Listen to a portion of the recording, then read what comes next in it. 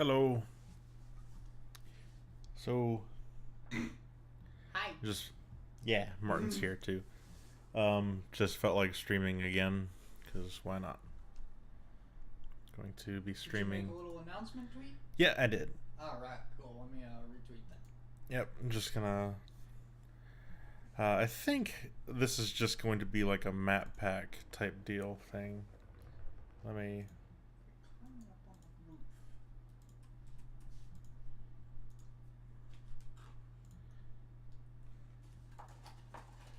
There we go.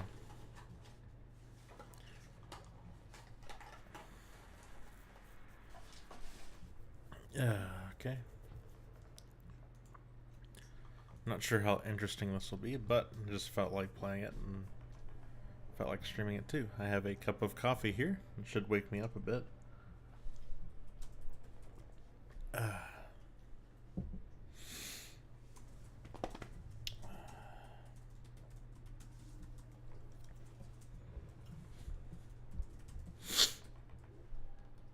Alright, let's see here. Should have everything all configured already. That's So what is Oh. this game? Half-Life 2 Aftermath.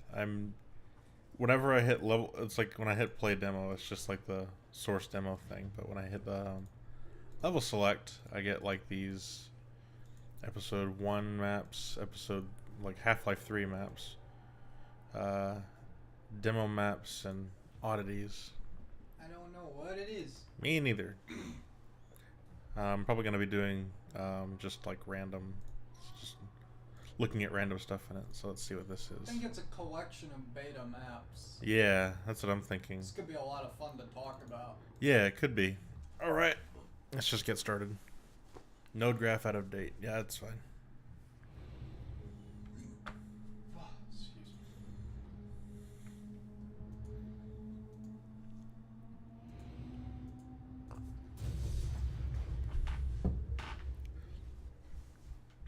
Also, it's starting up like episode 1.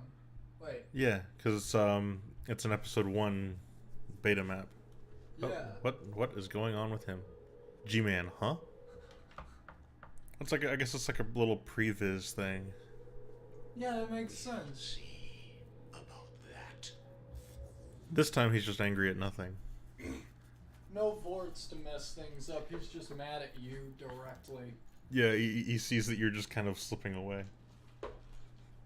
God, the Vorts coming in and like saving you at the end was really cool. Uh-huh. God, and they had all these new shaders for it too. Yep. That looked really cool in episode 1. Mm-hmm. Oh, was that it? Is it not going to continue to the next map? Guess not. Oh, it's just the intro early version. Yeah. Alright. Oh, is this inside the Citadel? Oh, hello, Alex. Yep, looks like it. We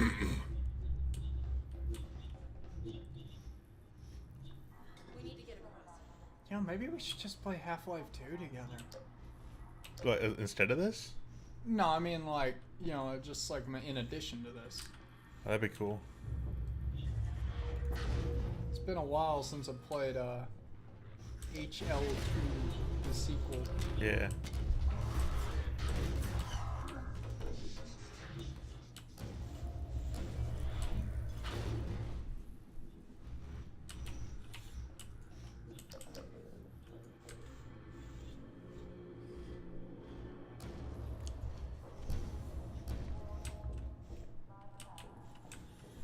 There's things that I could talk about that are more relevant to, like, just episode 1 stuff. Oop. We could just play episode 1. If that would be... Let me actually look at the new stuff instead. Yeah. Like, what is this? Half-Life 3. What in the world? These look like episode 2 maps. Are they? What is this? Outland 06A clean. Clean. What does that mean? I don't know. Small zombie arena. We're here and riding shotgun. Yeah, with no No car. car. Lots of particles. I like the fog particles. You know, I always loved the clouds circling over the Citadel blast zone. Yeah, I like how in episode 2 you just have this like point of interest. Yeah, and like just the stuff they did for it was so good, and they really took advantage of the fact that they had particles now. Oh, nice.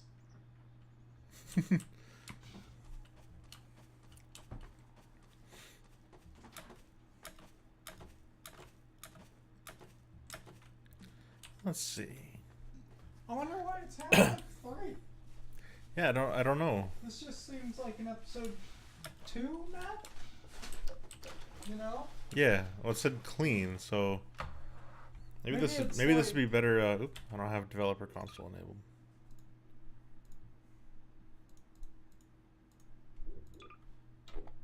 Okay. Let's turn on cheats and take a look around.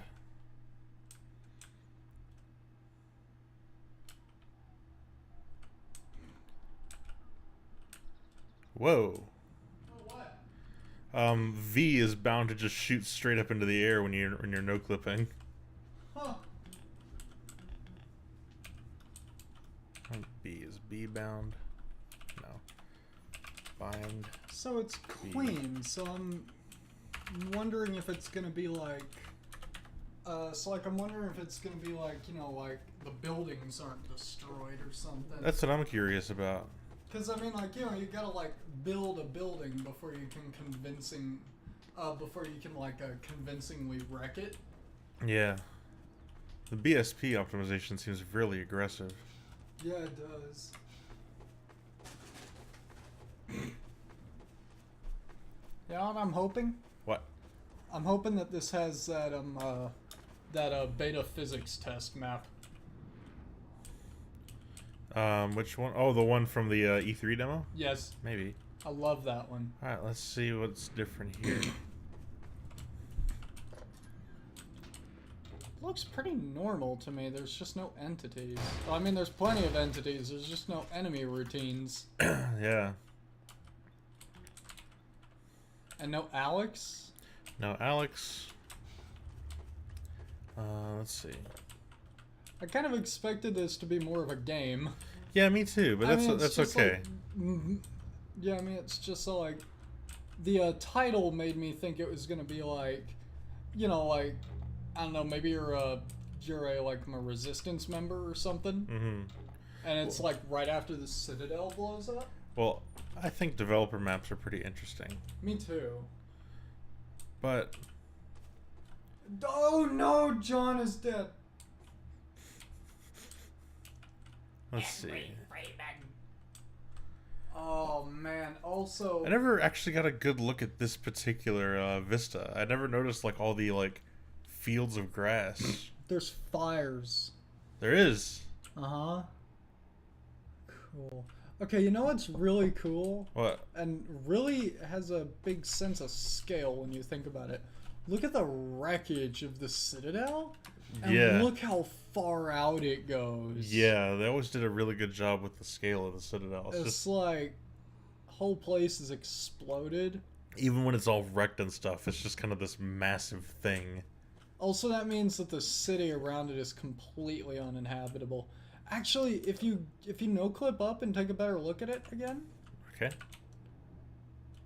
Okay. It looks like just the area just the entire area, like several miles around it, is just smoldering. Yeah, it does. It's really cool. All of this fucking skybox stuff. I love 2D planes being used to build skyboxes. It's really effective from further away because of the just the parallax effect. Yeah. I like video games and how they're made. Me too. Let's see. So how much else is there to look at here? Oh, not much. Nothing. Okay. Let's Outland 10 clean. Well, why don't you scroll through all of them and see what there is Yeah. first? Small zombie arena. Oh, Outland Remix Dark. Outland 10 Remix. I'm curious what that's like. Hello, Dan. Maybe this is. This is like a collection of Half-Life, I think, developer maps. I'm not quite sure what it is. We got it thinking that it would be a little campaign. It still looked interesting though. It's just Yeah. it's like a there's this episode 2 map here that's like almost like they combined it with Ravenholm. See.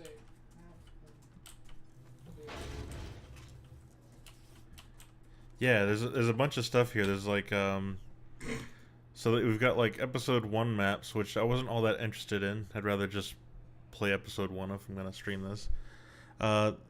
The Half-Life 3 folder seems to just be episode 2 maps, but it's got a lot more interesting stuff in it, like developer stuff.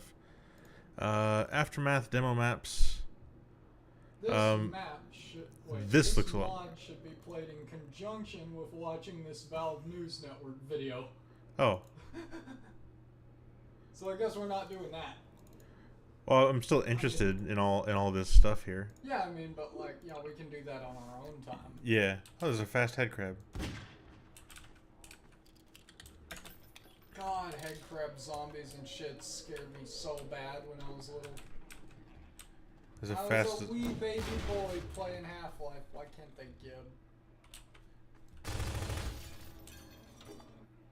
Yeah, this is like the hotel map combined with Ravenholm. It's really interesting.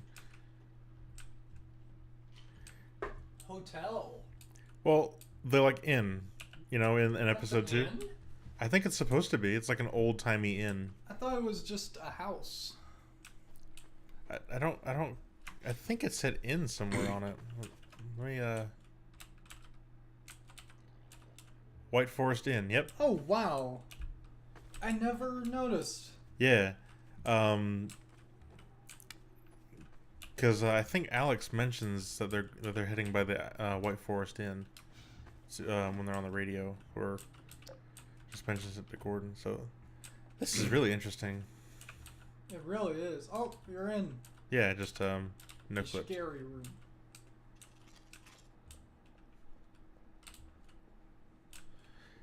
These maps don't seem to have like much in them, but it's okay, except for all these zombies.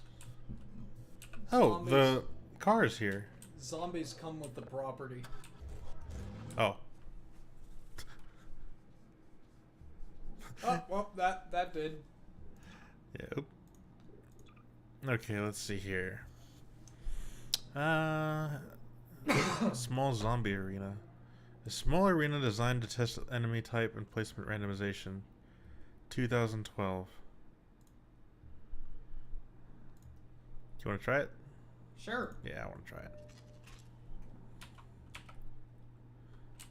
Might want to play it a couple times to see the. Yeah, see the random. random. You think he's gonna get up? Yes. What makes you think that? The way he's just sitting there. Wow, how did you know? Because you told me. Yes. I know. Barbicle.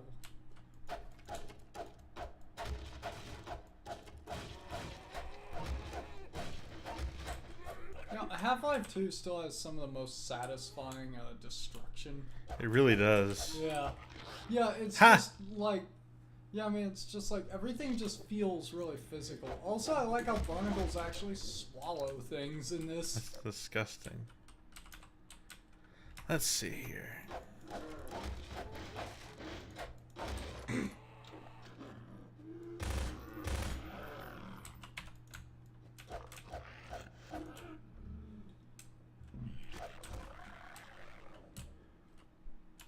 Alright, that makes sense. Let's reload it.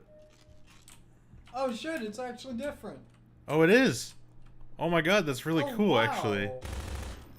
I didn't know Source could do this. Yep. How does it do it? Is it like I th- spawning them within an area, or is it like you place a whole bunch of enemies and it rolls which group? Okay, so you can do this with scripts and hammer and stuff, and there's multiple ways to do it, but I'm not sure if this is just like a special entity that like places things. Like an AI director type deal, like Left 4 Dead. I'm not sure. Yeah. I'm not sure how this is working, but I know that you can set it up not easily. You can set it up to be like random.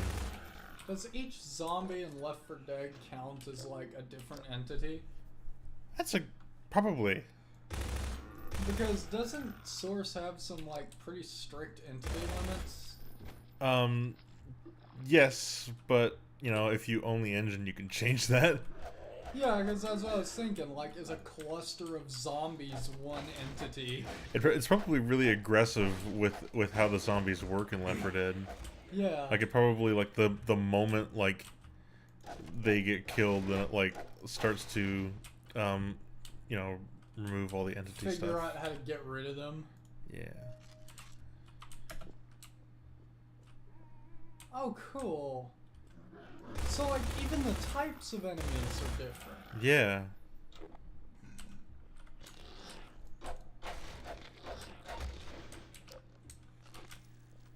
Yeah, this is interesting.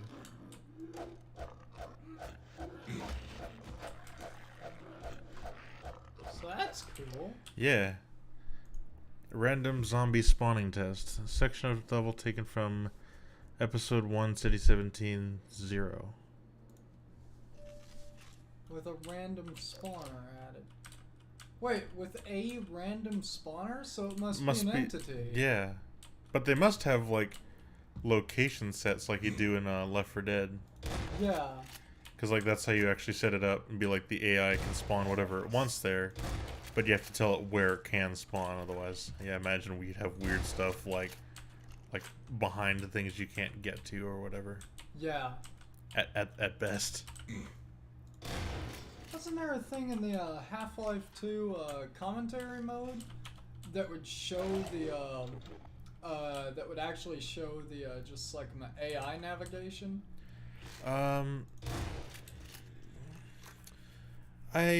Yes, I think in episode 1. Ah. Not sure if that's still working though, because those things tend to break.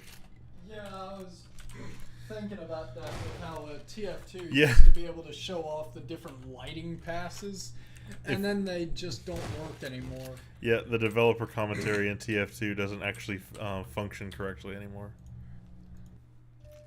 Okay, let's see what's different. Well, that's already different. Oh wow.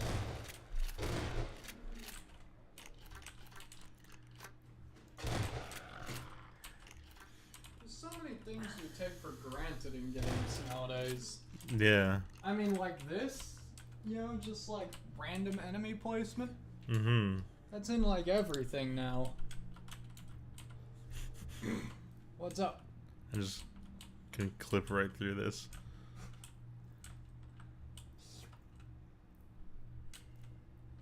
Let's see.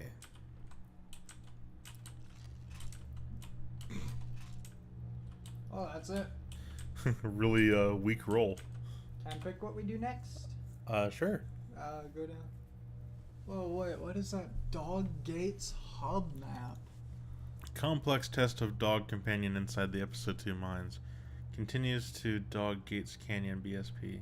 Dog isn't with you in the mines. No, he's not. You get a Vort. Yeah. Huh. Was Dog originally gonna come with you? What the hell happened to Dog? Oh, right, he just shows up at the end of episode 2. I heard my crowbar clank. Was I supposed to get it? I don't think so.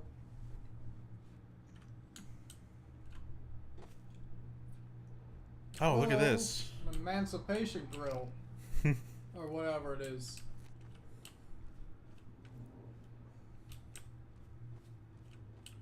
Okay. Oh, there's 4 entrances. Let me just actually... There we go. Yeah. There you go. That feels better. There's the gravity gun. There's Alex. It's Alex. Hello, Alex. Alex? That's not Alex. She's not saying anything. It's not her. Oh! There he is. There's the baby. Hello. Does this mean they tested the Vort stuff with a dog? Maybe? There's her probe. Yep. So this one looks like an actual level. Yeah. I knew there was going to be stuff like this in this pack. Cool. Oh no. It's fine. He's a bad boy. Yes, he is. Spank him with my crowbar. No. He's a simple boy. He only knows how to bite. Hey, this is like the, Yeah, this is another episode 2 location. but it's like completely, ow. It's moved to a completely different area. Yeah. It's like a collection of, it looks like developer maps and unfinished Half-Life 2 ideas. Like from episode 1, episode 2, and like some future stuff. It's like, it's pretty interesting, I think. Looks like you're gonna need the gravity gun to Yeah, so I might have to come back around. probably up there. Yep. Like this map seems to be kind of I'm not sure if this is a developer map or a I think it's just an ideas map. It's cool. Like we just played a room where there was random enemy spawning and they implied it was just one entity that did it. Yeah. Kind of like the AI director in Left 4 Dead, I think.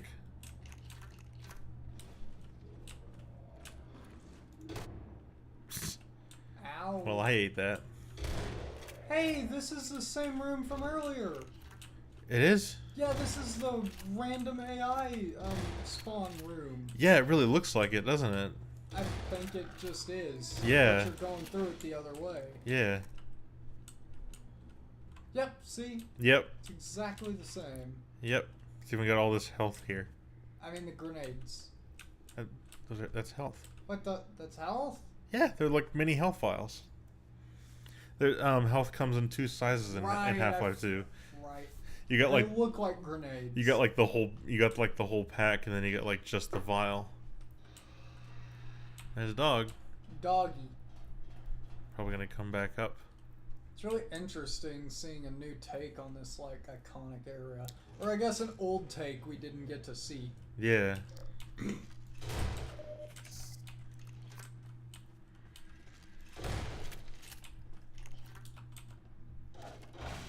Now that you Oh. got your crowbar, you can go anywhere you want. Yep. It doesn't work I wasn't like that. sure. Yeah, so I can go through here. Can't go through there. So I'm guessing they want me to go this way. There's a lot more level here than I expected. Yeah, it's really interesting. How do they get their hands on these maps anyway? I don't know. Anything is a grenade if you're determined enough. And try really hard. Take the health vial and fill it with explosives. Throw it at someone. Sorry, it just looked like a grenade. I'm stupid. You know, it's really interesting seeing them kind of like take these episode 2 maps and like sew them together in a really different way. But like, yeah, it is. it's kind of seamless though too, because it's just like you go Also- from that area over here to here, and it's like I recognize this area instantly. Also, this is one of the antlion tunnels that you don't actually go down, you know? Yeah, It's but so interesting. Wait, how the hell did we get over here? exactly, it's like a Portal 2. Non-linear. Yeah. Yeah, well, actually, what if? What if they are just using portals? No, this is using the Source SDK 2013 base. I know, but that means Well, I mean, it's just so, like, I know, but, like, you know, that doesn't mean they can't teleport you. Oh, there's a grenade. Yep. A real one.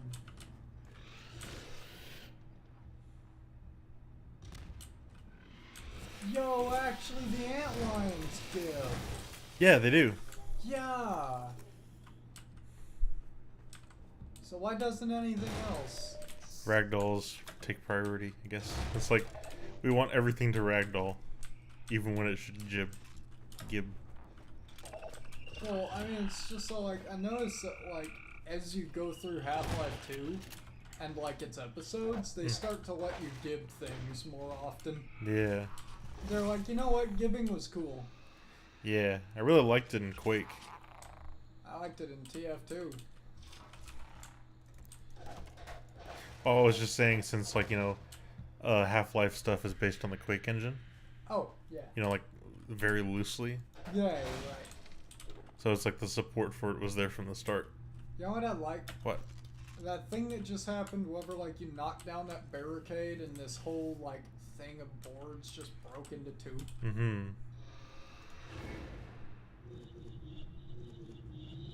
I swear if it comes back, okay. How many times has that happened to you where you, like, disengage those locks and they just right back in? Oh, into the lock. Yeah, Yeah, that happens a lot. like that. Uh-huh. Oh, Baby! okay. He's gonna go help.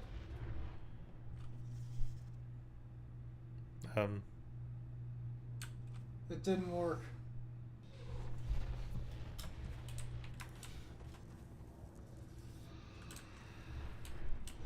You know what I love? What? The HD dog model they found in fucking, some, VR test thing that Valve did. Yeah, okay, it's really funny. What? Hello, he really wants to follow me.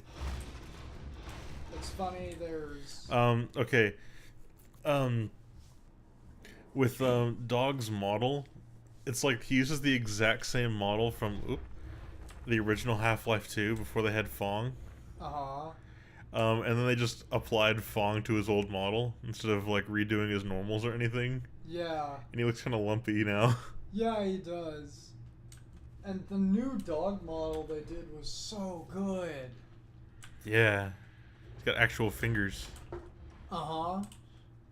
Okay, something that really is weird with Dog's model is how squishy it is. He doesn't look like a robot. He looks like he's, like, part biological or something. Yeah. And it's kind of unnerving. Yeah.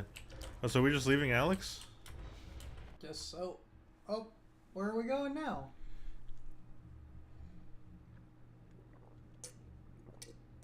Opened it. Oh shit, another level. Yeah, they mentioned that it leads to another level. Oh, Oh, you're outside. but it's like the lower part. Oh, there's more stuff out here. You know what's just so interesting about this? What? These levels are so open and they've just blocked off entrances and exits. You know? Yeah. Wait, what's he doing? What's he doing?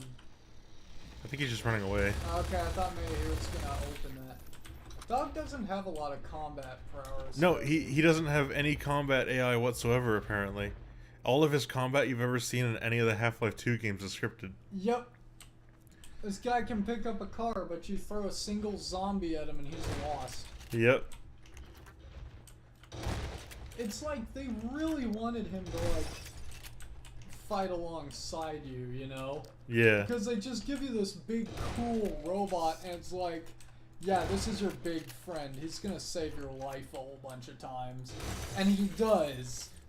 Yep. But never of his own free will. No.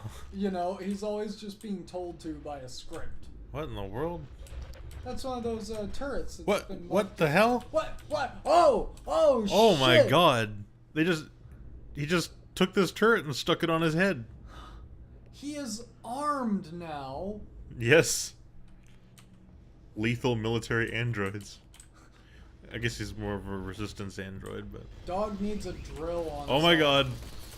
Ow. It looked like that antlion took a flying leap. Uh huh. So That's really this is interesting neat. here with these buildings. This feels like a really rudimentary test for the Vort following you around shooting lightning. Yeah.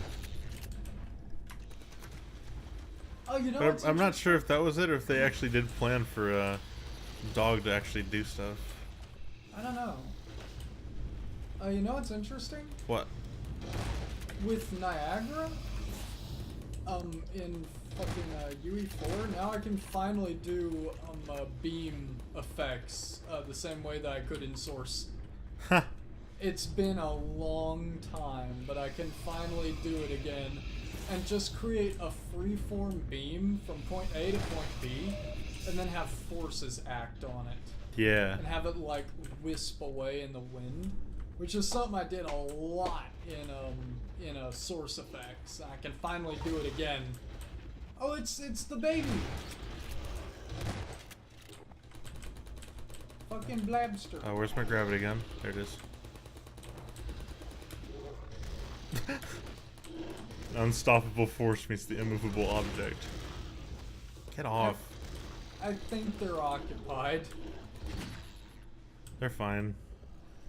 Okay, No, I meant what's the antlion. okay? What's funny is that like, despite him not having any combat AI, enemies will still attack him. Yeah. Like like he's still marked as like an enemy. It's probably like for the scripted sequences where the Combine will actually shoot at him. Yeah. God, I wish Dog got more action. You know? Uh huh. He's just sitting there taking it. Look at that good boy. Look at he did such a good job. Yes, he did. Good boy. David says pet his butt. Yeah. I cannot. He doesn't want me to. Oh, he is sensitive. He gets scared. So can oh.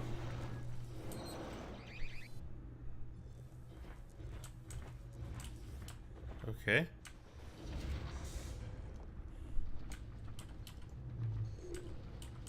Stinky man.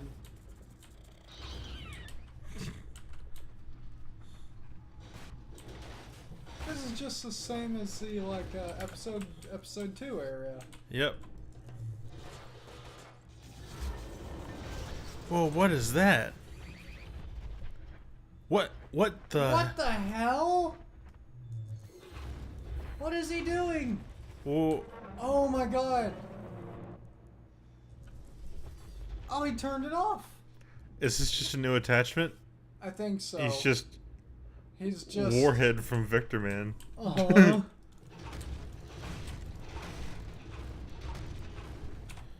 Oops. Oh, nice. Pile of crates All the crates. with almost nothing in them. Yep. Such is the way of Half-Life 2's do you need shit system, you know, whatever it's called. Yeah, I forget what it's called too. It's like the. Yeah, I forget. The thing that like looks at your health and ammo and decides what you need from a crate when you break it. It's like the thing that became the AI director. But really? Well, like conceptually. Oh, okay, yeah, that makes sense. Hello, this is my puppy. He has a gun. So I guess I'm taking him back, and I'm gonna unlock those gates. Alex is gonna be like, "What did you do to Dog?" It's like My baby. I weaponized him. I have upgraded him. You put a roller mine on his face. A red roller mine up. Hello. He might teleport. Yeah, he might teleport.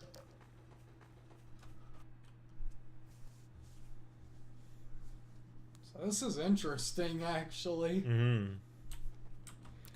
So is he gonna show up? Uh-oh. Oh, go over to the gate and see what he does.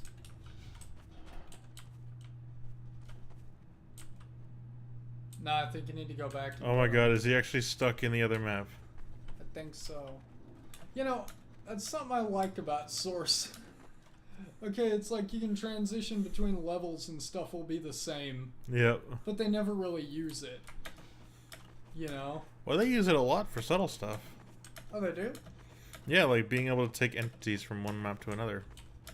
Oh, yeah. That's how you're able to take the gnome from, like, the entirety of episode 2. Hey, so, you want to follow me? No? Can you talk to him?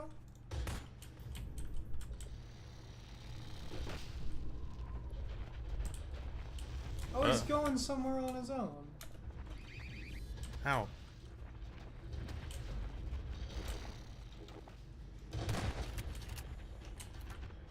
Oh, okay. You gonna follow? Please? Dog? Can see your level of detail decreasing. Dog. This is weird. He's doing his best. I want to see this thing working. What?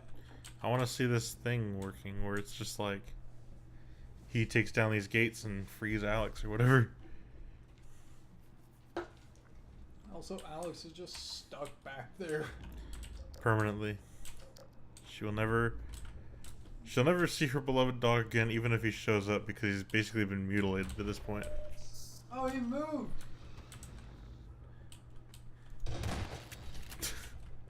Dog. Dog. He's been corrupted by the, Roller mine? Yep.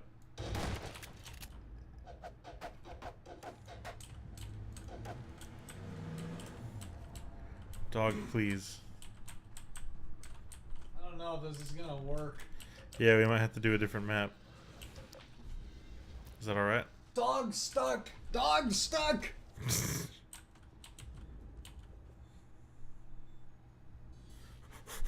What in the world? What is he doing? His antline is like asking for belly rubs or something. It's like, yeah, who's a good boy? Who's a good boy? Old dog saying that. Dog just grabs it and squishes it. Just...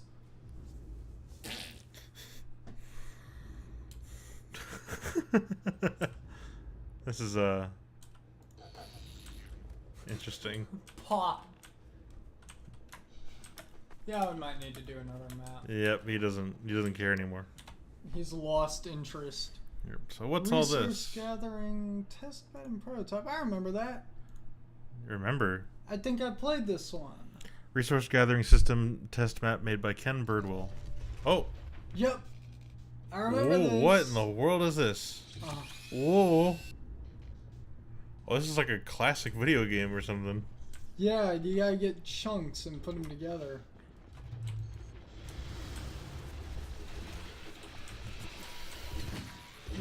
If I remember right, you can upgrade yourself and you can upgrade dog. Grab the little glowing things they drop. Oh. That's biological material. Whoa. Yep. Oh, this is weird. Biological, mechanical, and energy materials. Yeah. What in the world? Dog, you're not upgraded anymore. Why don't you just come with me? There's a mechanical piece right there. Ah. Aha. You can go to each of the areas to farm different things. Oh, that's interesting.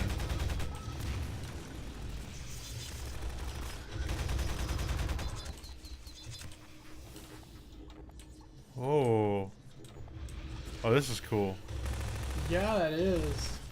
It drops so much stuff too. Also, I saw a UE4 tutorial on exactly how to do a pickup, like the energy thing. Uh-huh. Wherever the thing has little, just like arc lightning going between you and it when you get close enough. Uh-huh. So, I don't know, I think it's funny that this does the exact same thing. This is interesting. Oh. That's weird. I really like collectible stuff. Me too. It's like really Especially when sad, it's physical. and it makes it like a noise. It's really satisfying. You can't open it. Can I just?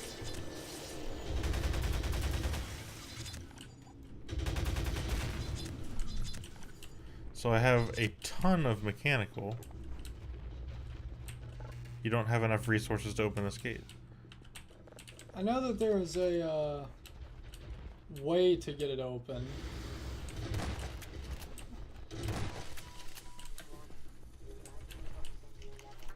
Oh, there's an entrance over there.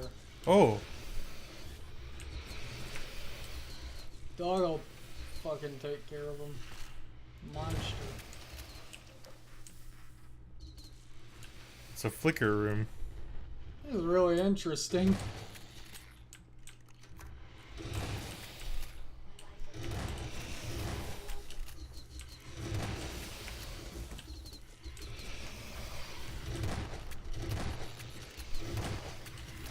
I always, God, I love always, the animations on the antlions. I always liked the worker antlions. The acid ones? Yeah. Yeah. Let's see, 15. There we go. So what is this? A dog upgrade station. Oh, I remember this. select desired upgrade. Okay, so you hit the buttons, the little ones. Shield wall zapper. Mounted machine gun. That's from the other. Oh damn, I need a lot of resources actually.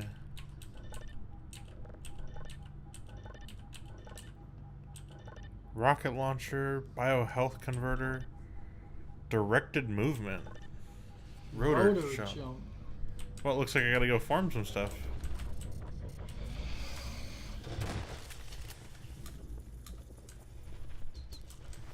If you pass over that orange block, it summons enemies. Ah, Yeah.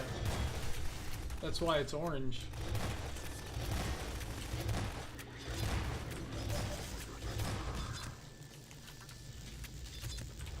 You're doing a lot better at this level than I did when I played it. I am. Yes. I would lose all my health first thing. Ah, It seems like if you do less damage to them faster, they drop more stuff. Or it might just be because stuff pours out of them.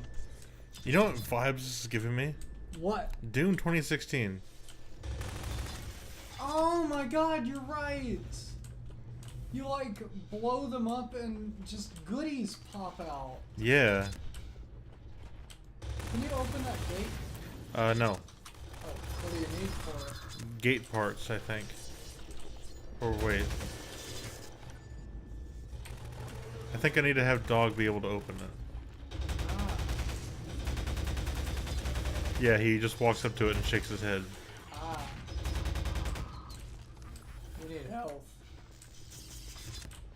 No, no you don't. You've got plenty. Yep. I keep getting my armor back, and I'm not sure why. See if dog is doing it. You know, I realized what it is. What? I think it might be. Oh, okay, never mind. Combine dropping pieces? Maybe. Sometimes they do that.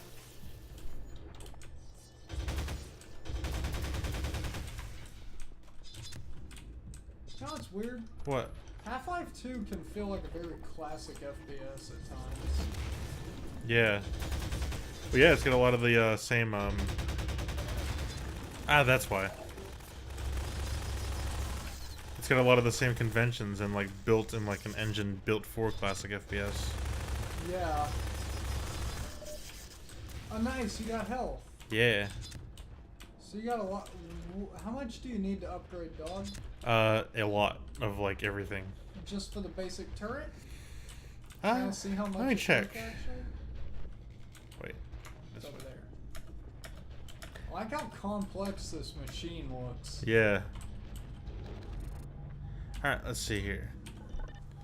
Shield wall zapper requires, yeah. Energy.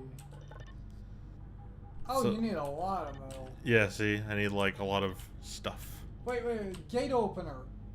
That one's cheap. Yeah, but I still need like more than I Yeah, have. you need bio and energy. Alright. Come on, dog. I'm gonna get some more ammo. It's too bad you don't have the combine ball. Yeah, that'd be nice. That's my favorite attack. Let's see.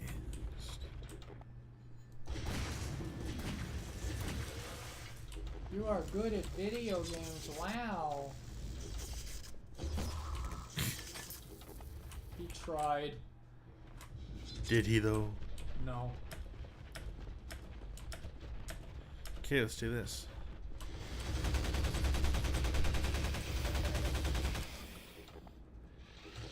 The dog just stands there. I mean, he'll be useful in a little bit here, but...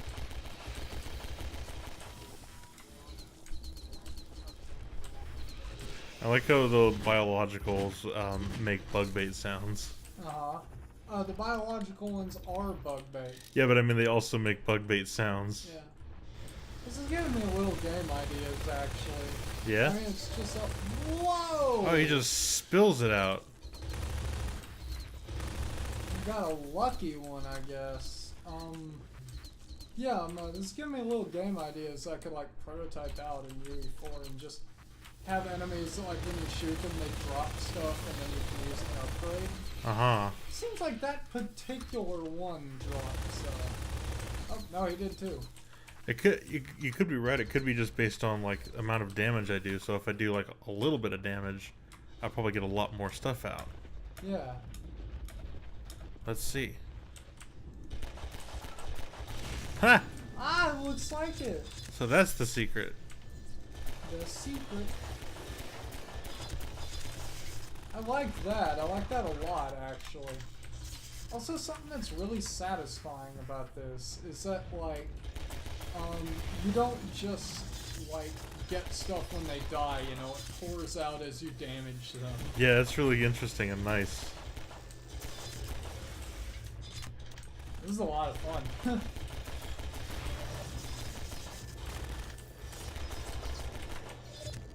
Oh, nice, you got health.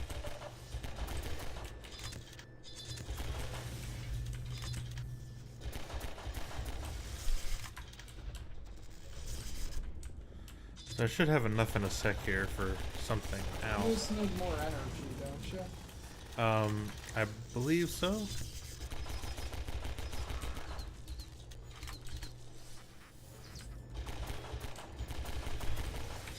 It's making me really nostalgic. Is it? Yeah, just for Half-Life 2. Just for, like, sitting around playing Half-Life 2 all day. Yeah, let's see what I got. Let's see. So I can actually get some stuff now, I'm pretty sure. Mounted Gate machine gun, opener. no. No. Gate opener. You can get Yes! that. Whoa! He gets a thing put on him. Holy shit! That's cool. Yeah. So now, probably just this thing. Can I have it You open? know what I'm starting to realize? What? Okay, I'm starting to realize why there was an HD dog model found. Yeah? Okay, they had big plans for this boy. Whoa! Whoa! What? They're ghosts! They were ghosts! That was weird. What on earth? The implications of this. You know what they remind me of? What? Zoom from, The Flash. Oh my god. Zoom is such a stupid villain name, but he was so cool. It's scary. Yeah. But his name was Zoom. Yeah. So what's this? Is it supposed to? Is it like implying it's a generator? I don't know. I'm getting a They're lot of killing energy. the antlions, and these are their ghosts. Energy ghost. Let's see if you can open any of these other gates, or I guess just this other one. Dog open. Nope. Oh.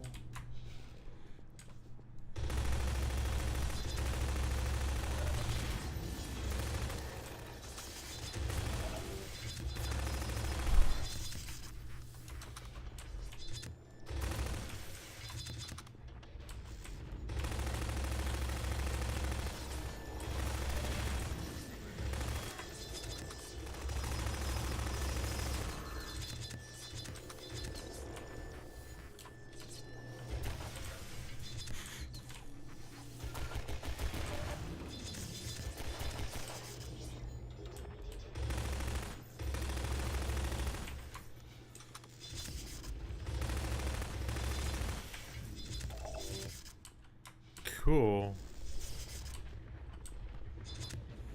Should get some biomaterial. Yeah, get some more of that and see what you can make with it.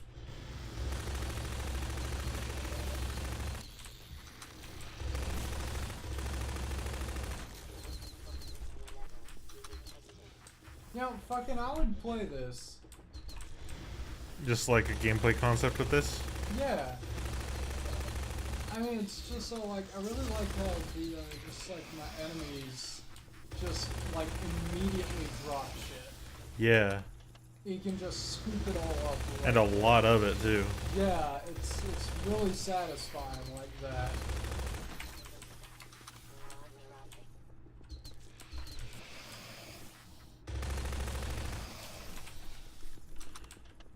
Oh, the goodies.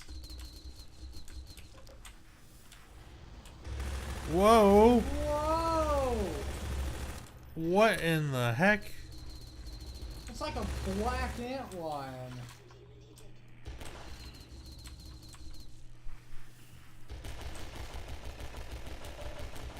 Maybe that was a new enemy concept they were toying with. Spiders. And a lot of them. Uh-huh. Maybe I'm glad episode 3 didn't happen. Oh my god, he can pick up stuff too! Yes, he's actually got an energy magnet thingy upgrade that you can get that will, like, you know, let him pick up stuff Ah. from a distance. Ow. Bastard.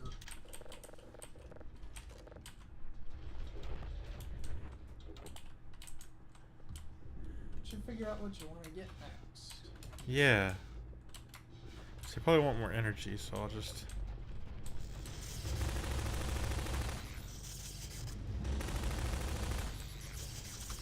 It's really weird how they kind of just like disappear. Uh-huh.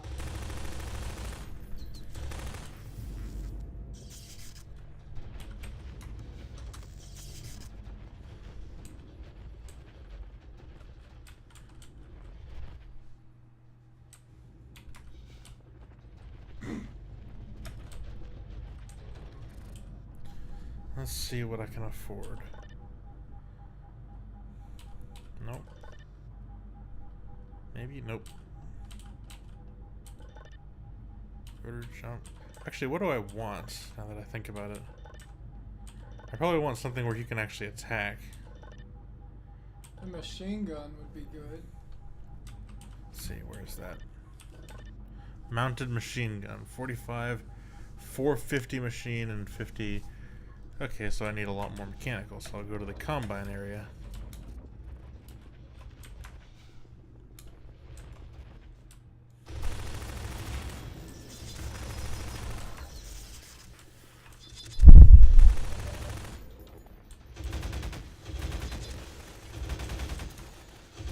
Oh, the There you are. ghost!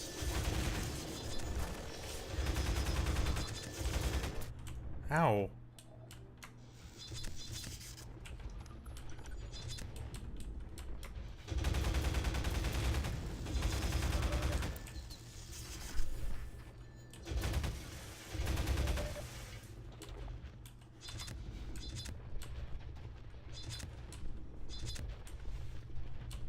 What disappeared?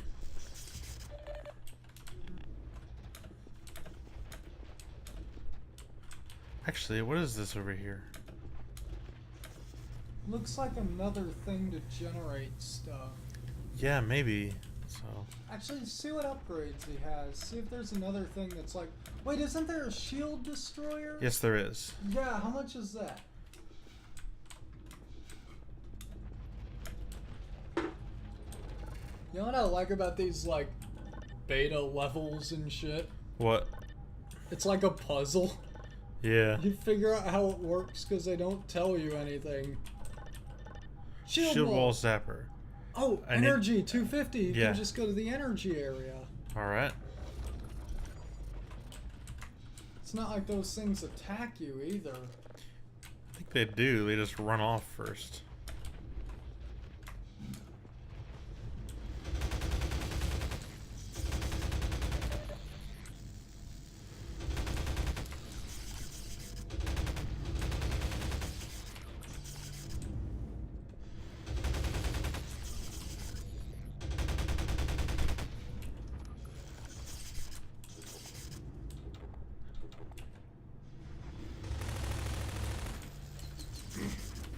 bioenergy.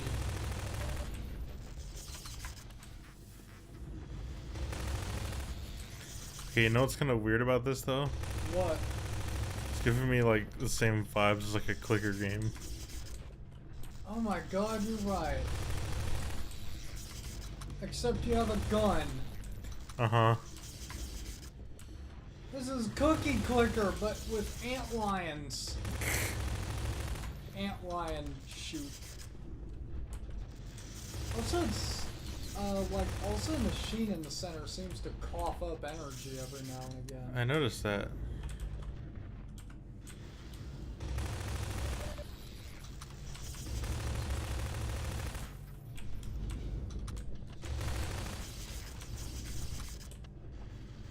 How much do you need?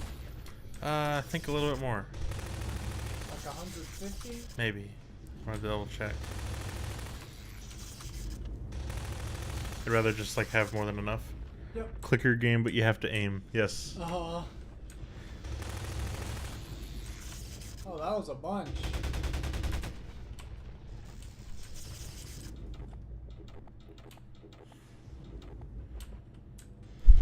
What happens if you kick one with the gravity gun?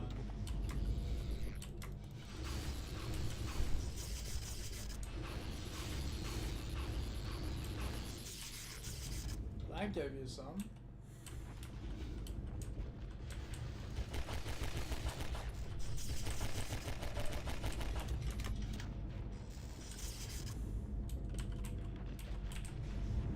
So, you said the Half-Life 2 pistol originally had a cube map on it Yep.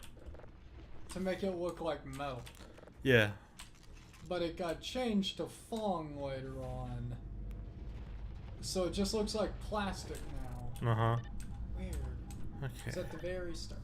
250. Ah. So, a little bit more. Not too much more, then.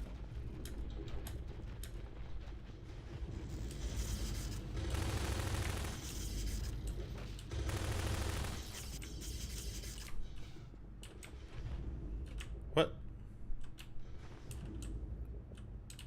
What? It just keeps spitting them out every now and then. Yeah, I mentioned that. I wasn't sure if it was based on a timer or based on something I did. I can't actually tell what it's based on.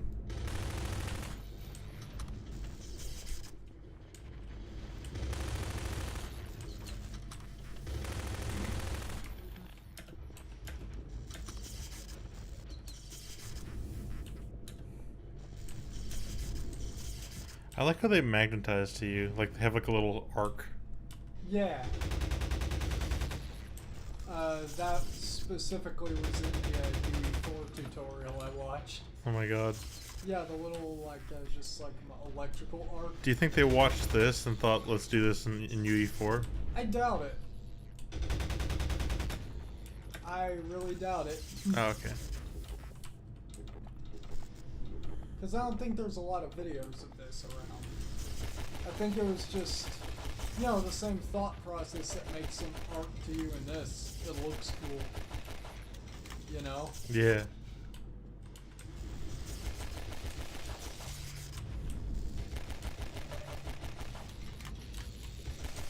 I noticed that like they fade based on distance, like specifically, unless they're dead. Oh, you're right.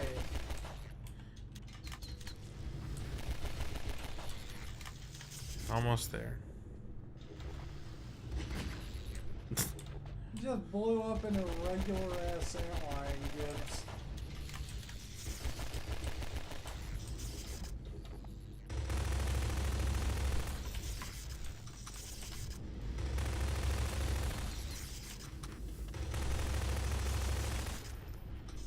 Some of them like to run away.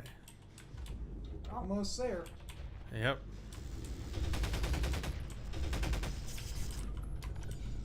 Oh boy, goodies.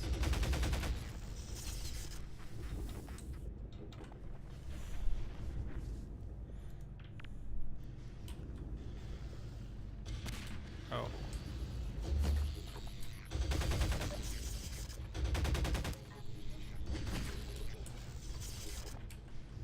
much do you have for the SMG? Almost none. Oh, you could refill. Yeah. Oh, never mind. You have plenty.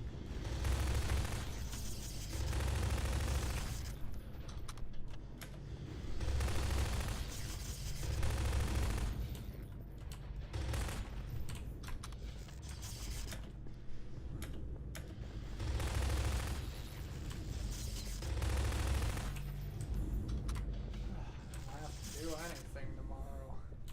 Nice. No appointments, no schedules. Just free for like 3 days. Cool.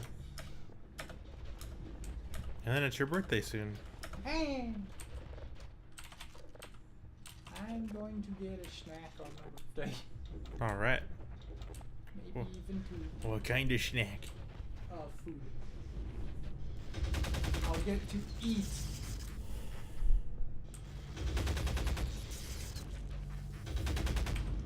Squishy noises. You did it. All right. Oops.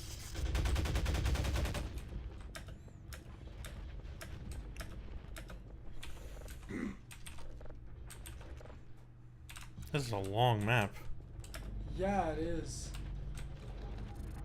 I bet it's gonna like exponentially increase. See what he looks like. Oh shit, look, he's got like a... Oh wow. A little combine arm. That's cool. Make him bust it. Let's see what he does.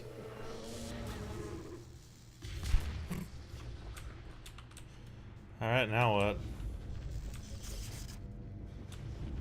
What is this? Resources converted. From what to what?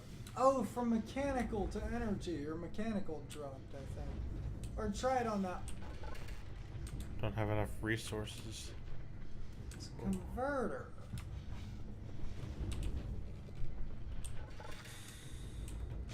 Yep, and converted some of your energy to mechanical. Ah.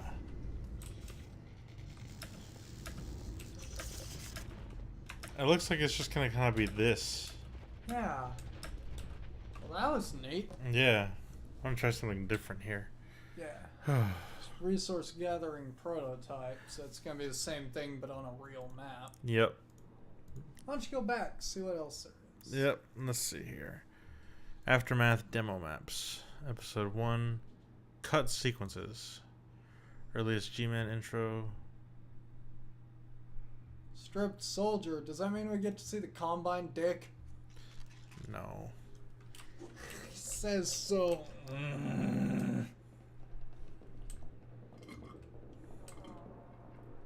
Oh, Jesus. Where are your friends now, huh? Stripped you for parts and left you to die? What did you expect? They're no more human than you.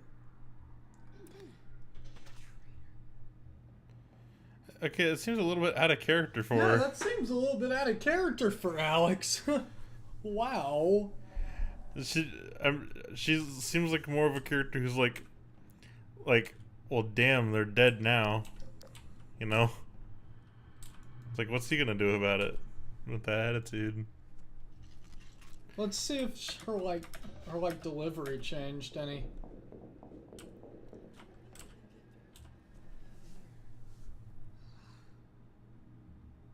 Dead. You got off easy. Okay. Traitor. Well, yeah, because it's a human soldier. Oh yeah. So I bet the idea was that she was gonna kick him over the edge. No, I think he was just gonna sit there in vague A pose. You make fun of me. Yes. All right. Let's see. Subway map. Earliest G-Man intro as well. Hey, a map. The stalker train took us further than I thought. We still got a hike ahead of us, but it could have been worse. Huh.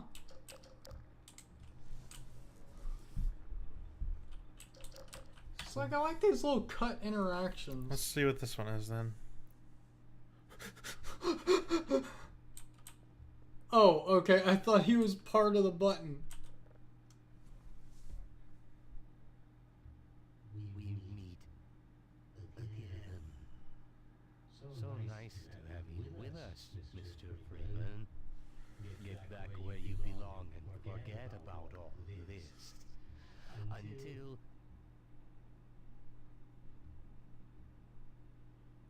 Okay. Oh shit! I think that was used in demos back in the day. The hazard course demo. Remember that? Yeah. Remember that? And like, you would stray off the path, and he'd be like, "Get back where you belong." So what's the last one here? Yeah. 50 combine regulations. Let's see. Liz saw some of the combine regulations she just broke. Oh boy. Oh my god! This is gonna be good.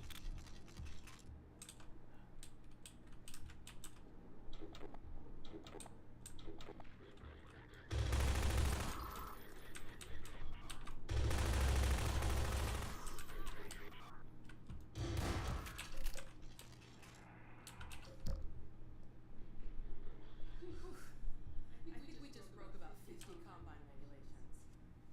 No eye contact with combine soldiers. Don't damage combine property. Don't kill the combine representatives.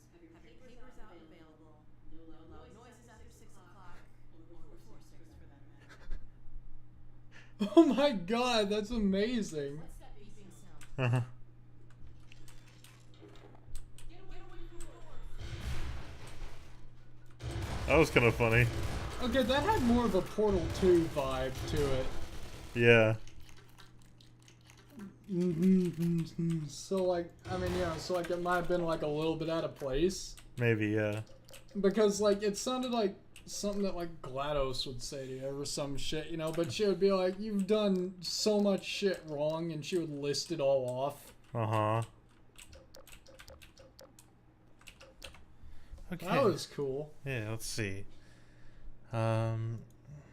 Citadel Map 3 early version, that's the core. I'm gonna get a iced tea so I can stand up. Okay.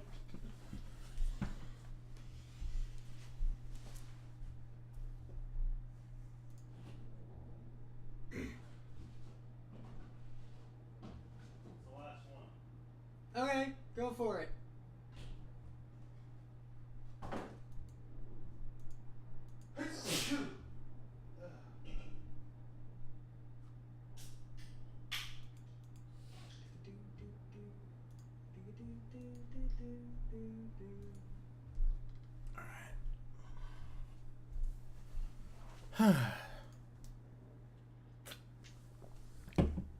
Okay, I'm back. Hopwire demo. Kind of want to try that first. Screen 20 by 24. Weapon hotwire. Vortex grenade. Left click again and jump up.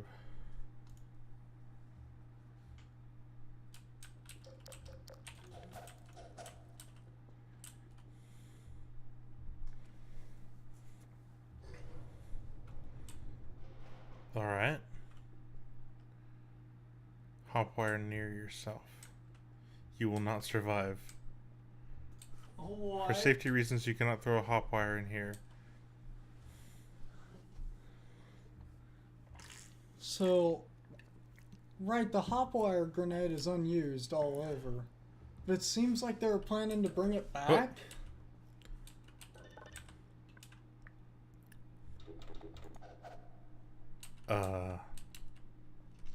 There we go. Oh, that's it? Oh, shit. What does it do? Throw another? Oh! Oh, shit! Oh! I remember hearing about that. They had a black hole mine they wanted to use. And they tested it for episode 2 and it was like this and too scary. So how do you set it off? Do you right click? Yep, I just right click again. It's like a trip mine, or not trip mine, satchel charge kind of thing. Also, it actually puts some imparts some force on me. Wow. Okay, let's see what this is. Okay, I love how like Oh, it's different angles. yeah. So like my favorite thing is how like stuff stretches. Yeah. I love that. Throw it. Oops. Where is it? Where is it?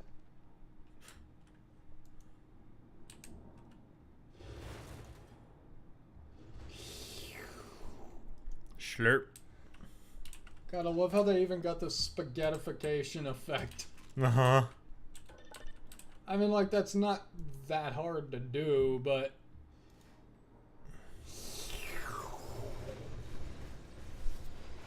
I love it. That's really cool. Uh-huh. Goddamn.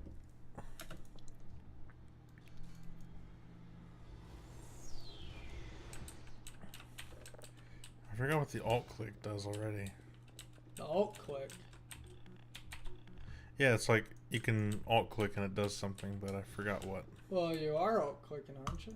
It's not doing anything. Oh. Interact with the button in this room to spawn. Oh, shit! Button is locked. Oh yeah, okay.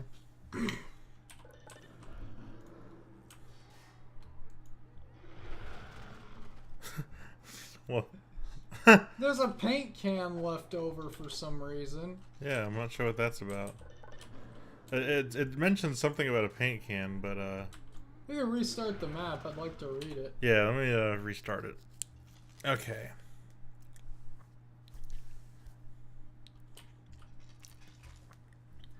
Vortex grenade using the roller mine. Left click to throw the hop wire. Left click again to jump up. Okay, we'll suck up everything in. Small block of matter. Ah, represent. Oh my okay. god. So it's like super condenses it into like an object. That's so cool. Yeah, now I get it. That's a really is unwise to unwise. Oh.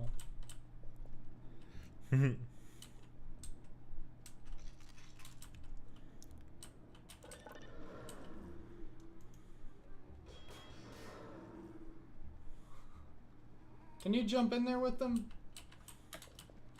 Nope. Oh, it resets them entirely.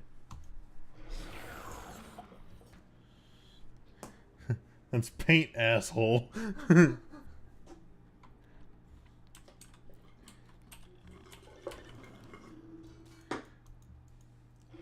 Okay, and it's funny is that it also sucks up the previous paint can. Yeah, it does. So it's like it gets even more dense or something. I wonder if they would have had like a thing where it plays with mass, where it'd be like, after a certain amount of time, you can't even pick it up with the gravity gun anymore. You mean you just have this hyper dense cube just in the middle? Just like this heavy ass thing, yeah. That'd be awesome. Now you would need more matter than probably would ever exist in a video game, but I'm wondering if you could make a black hole. It'd be awesome.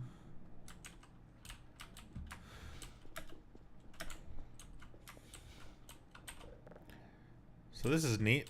Yeah, it is. Oh boy. All right, remake of the early version of the Citadel.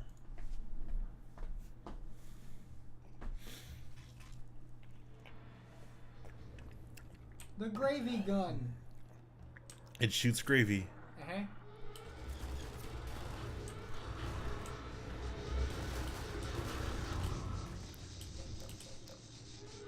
Spasms.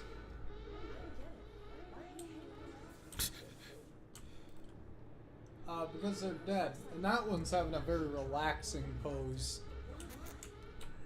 Hey, what's up? I'm just chilling here.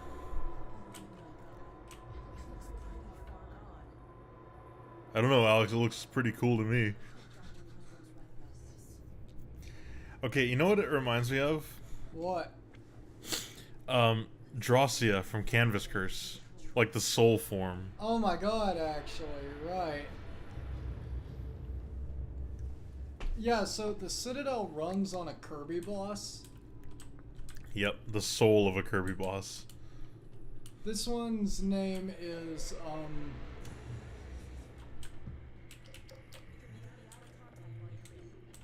fucking, what would its name be? I have no fucking idea. I can't come up with a Kirby end boss right now.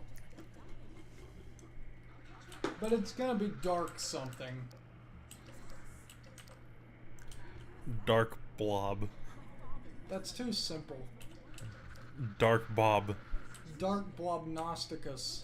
There you go.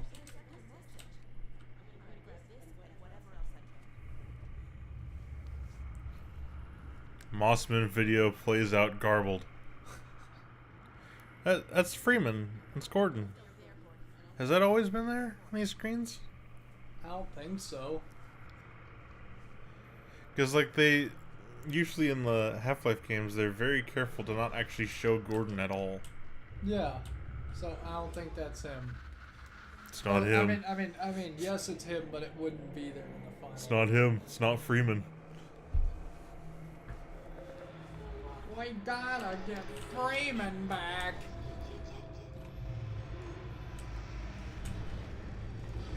Stinky orb. Ow. No. You know what I always thought whenever I played this for the first time? What? I gotta be really careful not to accidentally shoot an energy ball into the core or the whole thing will explode. You know what I You know what I thought when I first played? What? I was like, I bet I could make something happen if I shoot it. And it just makes it bigger for a second. I forgot it did that though. Uh-huh. Oh, that's so uneasy and scary. I just tried it. I was just like, I wonder what would happen. I did too, and it made me immediately stop. I was like, Okay. what's gonna happen if I do this? Oh dear God. You know? Yep. One more of those and I'm out of here. Ghost leak. Secret. Please make sure your map is sealed so that whenever we flood it with light, none of it gets out. That looks like the flux capacitor. Go back. It does. Uh-huh. I'm gonna do some time travel shit. That's what the Combine were planning to do next. After they've mastered portal technology. Wait a minute, look back up. It's melted the platform around it? Yes! It's like that in the actual game too. Really? Yep. I never noticed. That is cool. Yep. It's implied to be very, very hot in here. Oh, is that why your Geiger counter's going off? I think so. It's like radioactive as well, yeah. Cool, I never noticed. And that's the reason. That's the reason Alex doesn't follow you in, is because of how radioactive it is. Oh shit. It's kind of like a mirror to like Half-Life 1, where you're just going through all these like hazardous areas just bathed in radiation. Uh-huh. It's also kind of a mirror to the test chamber. Yes. Fucking, you know, you're going into this area to do a machine. Mm-hmm. To do a machine. Gonna do you a fritten. A frighten.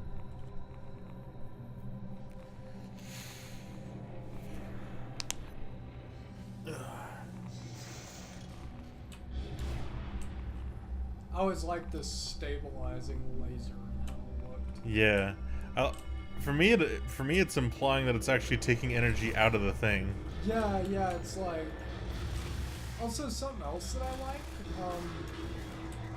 once everything calms down, you can look directly at the core again. Okay. The core is so bright or dark or whatever that it's over bright or over dark or something. And other blend modes do different things on top of it. Yeah. Yeah, like the little, just like additive waves it's got going on. Mm-hmm. It's like subtractive or something. Yeah, it's like subtractive at certain parts just because of the way the core is. And I always thought that was super cool. Yeah. Also, I didn't know you could throw other stuff into it and it would still react the same way. That's all. I just threw that man hack in there. Uh-huh. Just fucking like, please do not throw coins, trash, or small children into the core of the Citadel. What in the... Oh, nasty. Stanky leg.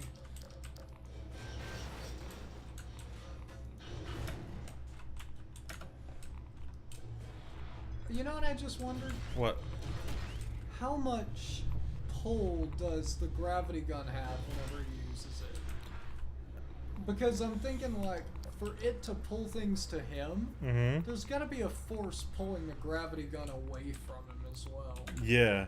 Which makes me think he must just have a ridiculously good grip and a really good stance. I just imagine something interesting where he uses the gravity gun as like a grapple. He just like pulls himself up onto like a really loose ledge. That'd be But- awesome. But I imagine it's called like 0-point energy field manipulation, so I imagine what happens is it kind of like stabilizes itself in like a fixed location kind of thing. Oh, that makes sense too.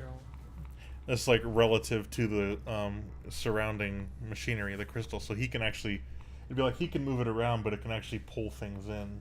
Ah, that makes sense. Yeah. And I am explaining away a fictional science thing. It's cool. That actually just kind of makes it more fun, in my opinion. Yeah, I mean, yeah, just I like thinking about, like, how could this work? I like thinking about that kind of stuff. Jesus. Okay, like, you never got this close in the original. You could actually go So- around it. Yeah, that's why I might have never noticed the fact that it actually melted through the floor. Like this wasn't as much of a timing puzzle here.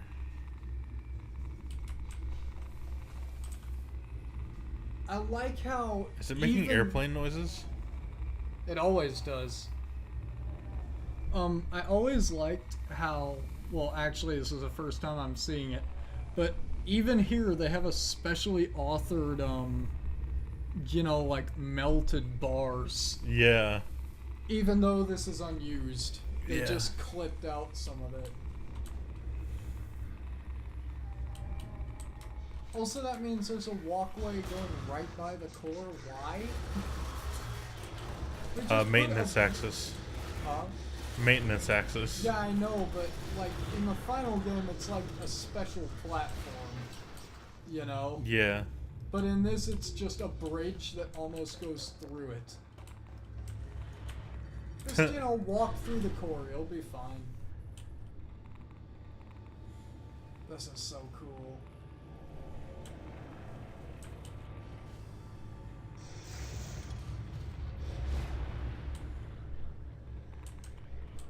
I love that they had a special shader just for the core. Yeah. And you know what I wonder about it? What? How many spheres is it? Yeah. Just one? Because, like, I'm pretty sure the core is actually just one sphere and it's all shader. Because, like, the actual effect they got going is simple enough that it could be. Yeah. I mean, like, the effect is, like, super complex, but it's like... Actually, it could be two, actually. One for the main sphere inside and one for the ripple one. Yeah. Hello, Alex.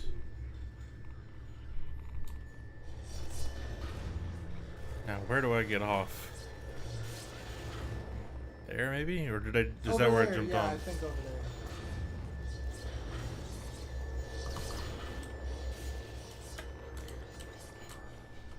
Hope that's not where I jumped on.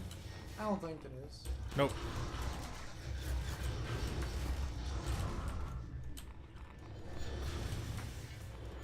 Whoa, it's just white out there. Yeah. I think they Oh. do that in the regular version too, to like optimize. Uh-huh. It also gives a really neat impression of it just being blindingly bright out there. Yeah. They really showed off their HDR effects in episode 1. Yeah, they did. Because regular Half-Life 2 is completely broken. Of certain levels just not having lighting. Remember how that was a thing for a while? Uh-huh. Wait. What? Were you not listening? Wait, no, I was just like not having lighting at all? They were full bright. I actually don't remember that. I might not If you have. turned on HDR and you went to a specific place in the canals, the map will you actually get out of your airboat and like go into Black Mesa East. I might not have been around for that update. It just didn't have lighting for a long time. It was so ridiculous. Yeah, I might not have been around for that. I think it's fixed now. Yeah, because I've never actually seen that issue. Oh man, I remember it.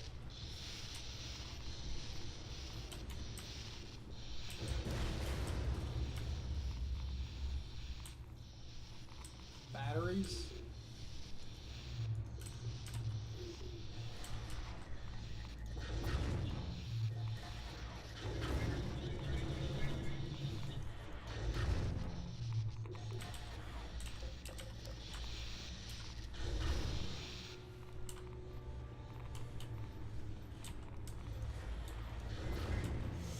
Oh boy. It's going to suck up all the juice.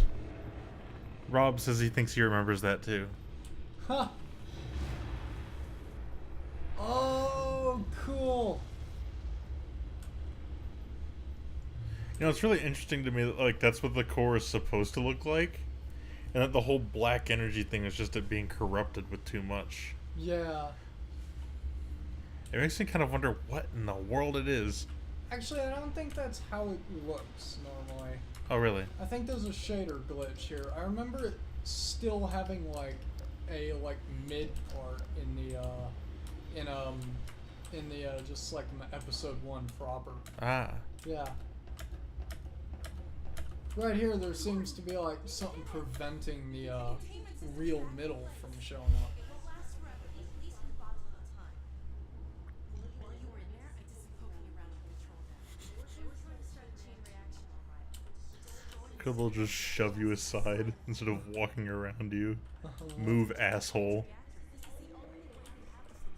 That was pretty similar to the final. But instead they built a bridge directly into the core. Yeah. Not too much changed. Yeah. It's still cool. Yeah.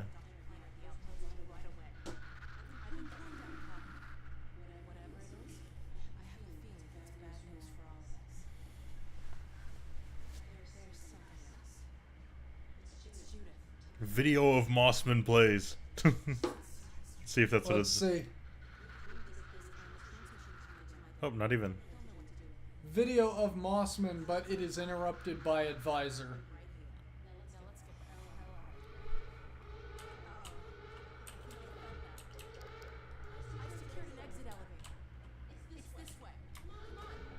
Gordon has stopped the Citadel from exploding. Destroy him. Tampering with Combine equipment. I think they're more angry about the fact that you just stole a video. The reception. And the portal codes. We stole their YouTube videos, and now we're gonna go upload it on their own, just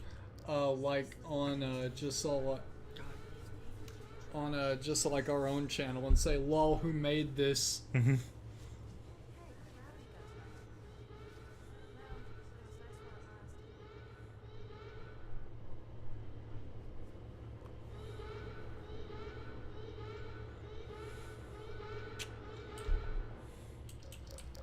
So that should be the end. Yep. So You City want- 17 maps. You want to check out the City 17 maps? Yeah, why not? Cool. Remake of an early version of City 17. Hey, look! Wait, turn around. There was the map interact sequence happened right there. Yep. Interactive. Interactivity. Oops.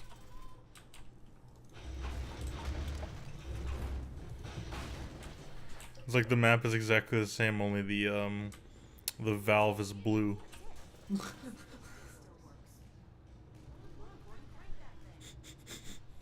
That always makes me laugh. Come on, Gordon, crank that thing. Get down with your bad self. I want to see that scientist ass. That scientist ass. Hey, he's over here instead of over there. Ha! So it'd be like, when you first come out, he's usually just right there. Yeah, so like I can understand why they moved him over there. Yeah, because it's kind of like out of the way. Yeah. Also, this is the map wherever one of the Full Life Consequences videos happened. Yep. Remember that? Yep.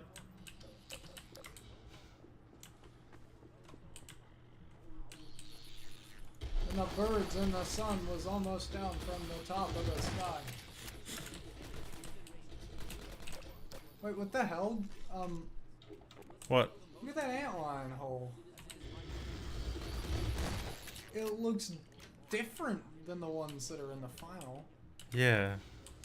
The ones in the final look more like turned up bricks, you know? Yeah. And these just look like, you know, mounds of rocks. They look Well, it's almost probably just brush-based. unfinished. It's probably just like a displacement. Yeah, you know, they look like brush based.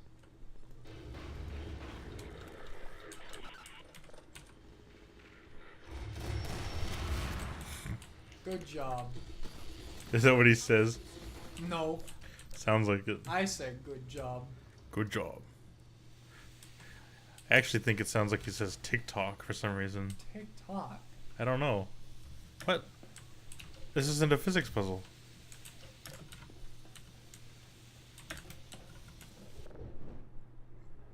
It was a physics puzzle? Yep, and in the final, this is a physics puzzle. Huh. You have Been to a do, long time you have since to do I with played, you have to do like a really weird thing where you prop it up with this chair, Oh. or at least that's how I do it. Ah, okay. What the hell? What? Yeah. Oh. It looked like she wasn't looking at anything for a second. Like she just had white eyes. Yeah, I saw that too. It was really creepy.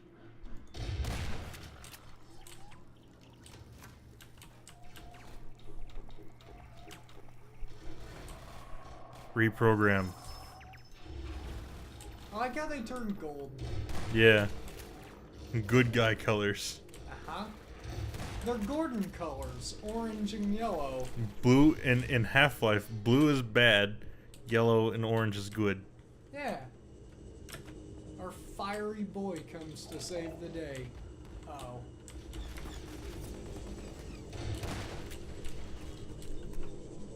Both Half-Life 2 and Metroid Prime 3 make like blue into a very evil color. Can you just reach over? No.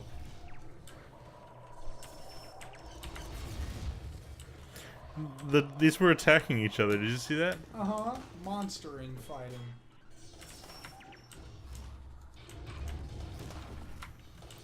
Ow. You know, Combine snipers really suck at their job. They really do. They're like shitty.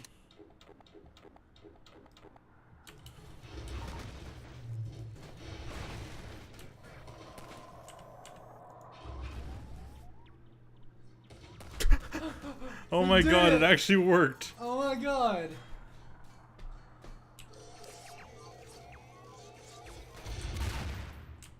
I wonder if that was part of the intended solution. I don't remember that being even possible. Usually I'd just toss a grenade up. Yeah, I usually just do a grenade too, but I never even thought about tossing a, Could be a intended solution. yeah. Still discovering new shit about this game like years later. Yep, just like Sonic 3. Yeah.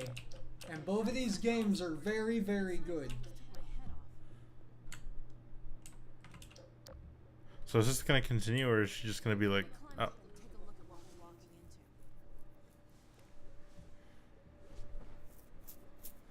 really like these authored animations where she interacts with the world. Oh, me too. They're so good. You know what's funny is they could actually do stuff like this in the Half-Life 1 engine. Yeah, they could. They did a little bit. Yeah, a little bit, but it's like you only saw it in just a handful of places, including the training mission. Not training mission. Hazard course. Yeah. When? The long jump animation that that Gina Cross does. Oh, right. She actually does like a running jump. Yeah, you're right. And the animation is actually authored specifically for that. It's not like an entity. Boom. I'm so glad the head crabs in Half-Life 2 don't do anywhere near as much damage as Half-Life 1. Uh-huh. I can't believe they take away 10 hit points in Half-Life 1. So just like getting hit by a head crab 10 times will kill you.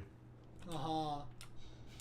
Playing through Black Mesa has been a lot easier than playing through Half-Life 1. Yeah. So, is this gonna be the whole... Oh, I hate the poison ones. Everyone hates the poison ones. I just think... hate the sounds they make. I hate them, and that's why I think they're brilliant from a gameplay perspective. They can't kill you. They can't- They are incapable of actually killing you. There is... Yeah, poison head crabs cannot kill you. They can only bring you down to 1 hit point. But they are still like one of the scariest enemies for that reason, especially if there's other enemies nearby. Yeah. Because, you know, they'll bring you down to 1, and then another enemy can finish you off really quickly and easily. Yeah. Actually, only easily if it's quickly. Yeah. Yeah, because you'll start to recover. So I think it's interesting from a gameplay perspective, but of course, as someone playing these, it's like, oh, I hate the spider. Also, what I think is interesting... I'll blow stuff off the Yeah. wall. What I think is interesting is that this is a thing that only they have. Whenever they damage you, you recover from it. You know? Yep. But you don't really regen health from any other enemy. Uh-huh.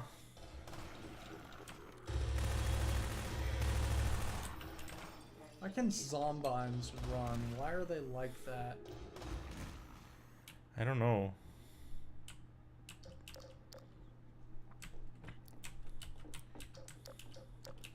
Maybe they're like less decayed because they're part machine or something.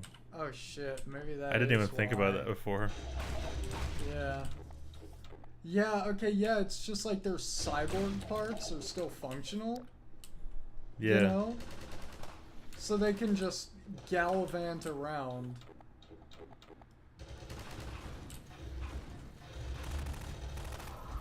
He tried. God, I love the Half-Life body thump noises. Uh-huh.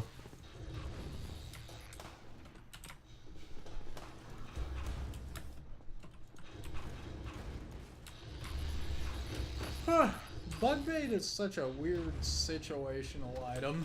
Yeah, it is. And it's never used again. Not in episode 1 or 2. Yep.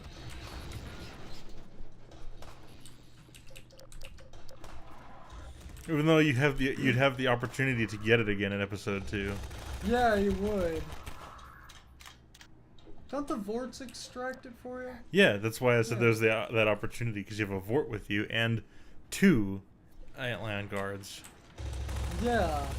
But they never do anything with it because I don't think the bug bait was really even that good in the first place. Oh, you don't? Not really. It's one of those items that's like completely situational. Yeah. And I don't really care for those. It kind of feels like a Zelda item, wherever it's like it does one thing at a specified point, and then for the rest of the game, no. You know? Yeah. The bug bait is the dungeon item of the just like my antlion den. Uh-huh. And then once you're done with it, you just never use it again except to get a heart piece. That's just on a cliff and there's an antlion nest next to it. Uh-huh. And all you gotta do is throw it and then it auto completes the challenge. Oh god.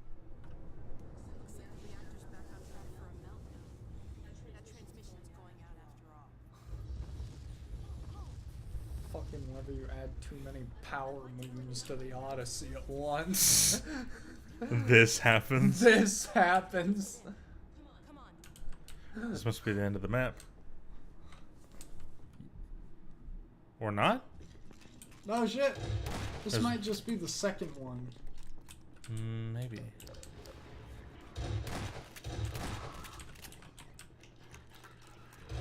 Oh, this is the one where she says combine regulations. Well, let's see if she says it. Yeah, I'm wondering about that. What? Oh. My eyes were playing tricks there. Nothing actually happened.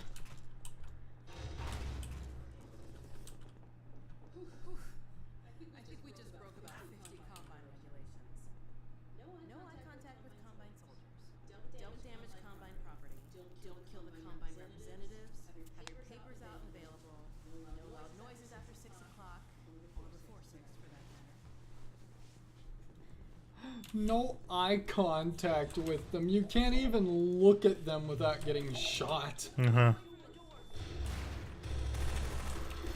God, I mean, she's just like, quick, get away from the doors. Gordon gets as close to the door as he possibly can to shoot them as soon as they pop up. It's like, no, I must get closer to kill them faster. Oh, you're getting closer to me? Closer to Dio? Yeah, I gotta get closer. Gotta get closer to mess you up.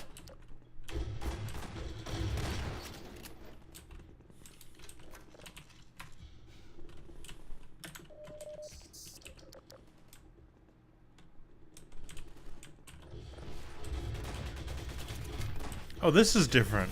Oh, cool. There's an APC here, too. What is APC short for? Anti-personnel vehicle? I don't know. I don't remember.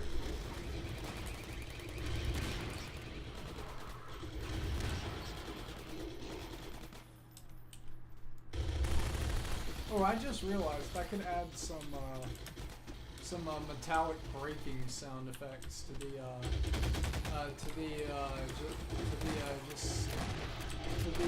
just like my explosive barrels I made. Mm-hmm. Yeah. Oh, is he already dead? Yeah, I think he had a lot less health. Huh. Because I only shot like, you know, 2 barrels at him and then just finished him off with a shotgun. Yeah. Big boy. Car.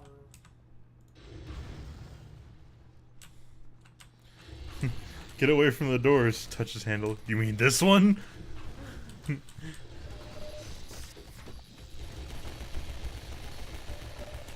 Pistol.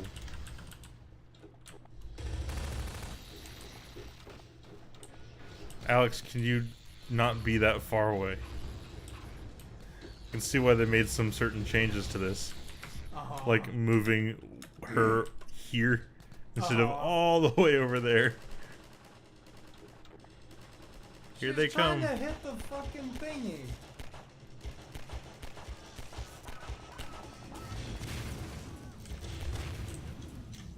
They sound like scared puppies when they're spiraling out of control. Yeah.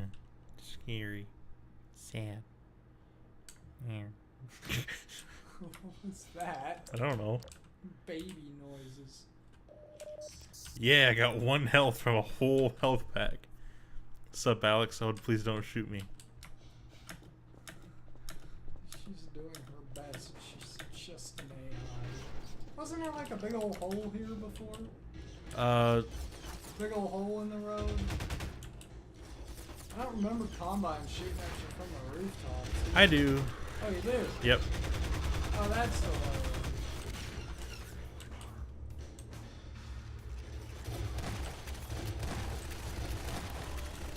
Okay, you know what I like about the shotgun in Half-Life 2? What? It's got a really nice, like, more realistic spread. Most of it goes forward, yeah. Yep. And it's, it makes it really satisfying to use, like the Doom shotgun. Yeah. You can actually shoot stuff from a distance instead of it decidedly being a close to mid-range gun. Yeah.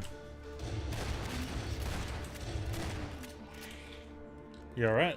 Yeah, I was stretching.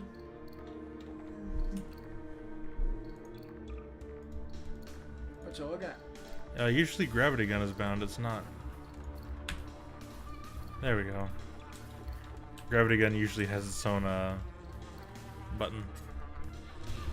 I forgot how cool the Half-Life 2 soundtrack was. Yeah, it's really good. It's too bad it's kind of loud sometimes. Sonic Adventure 2 audio mixing. I'll make you eat those words. And yes, I came back just to see you. You're a good boy and you try and take care of your friends. What Bounce through the vent. That's me. That's me doing that. It's not a glitch. Yeah, I know. I didn't know that would happen. Oh, Jesus. I took one look and simply lost my nerve.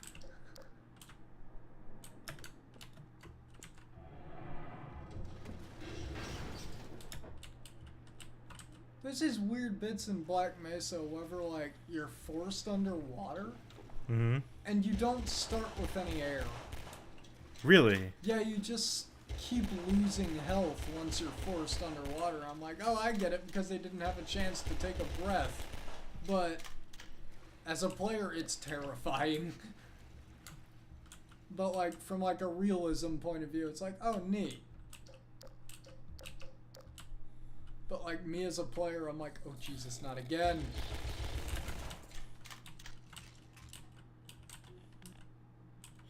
I love that they have this flammable barrel as a thing you have to stand on. Uh-huh.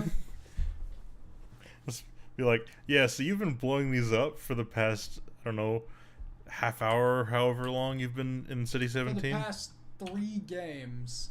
Well, let's say this is your first one. Oh, yeah. For the past half hour, you've been blowing these things up. Yeah, just stand on one. It's fine.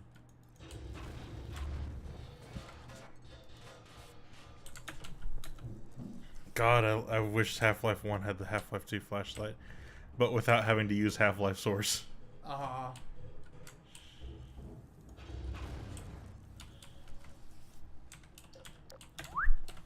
Platforming around in elevator shafts. This really is giving me Black Mesa vibes. Yeah.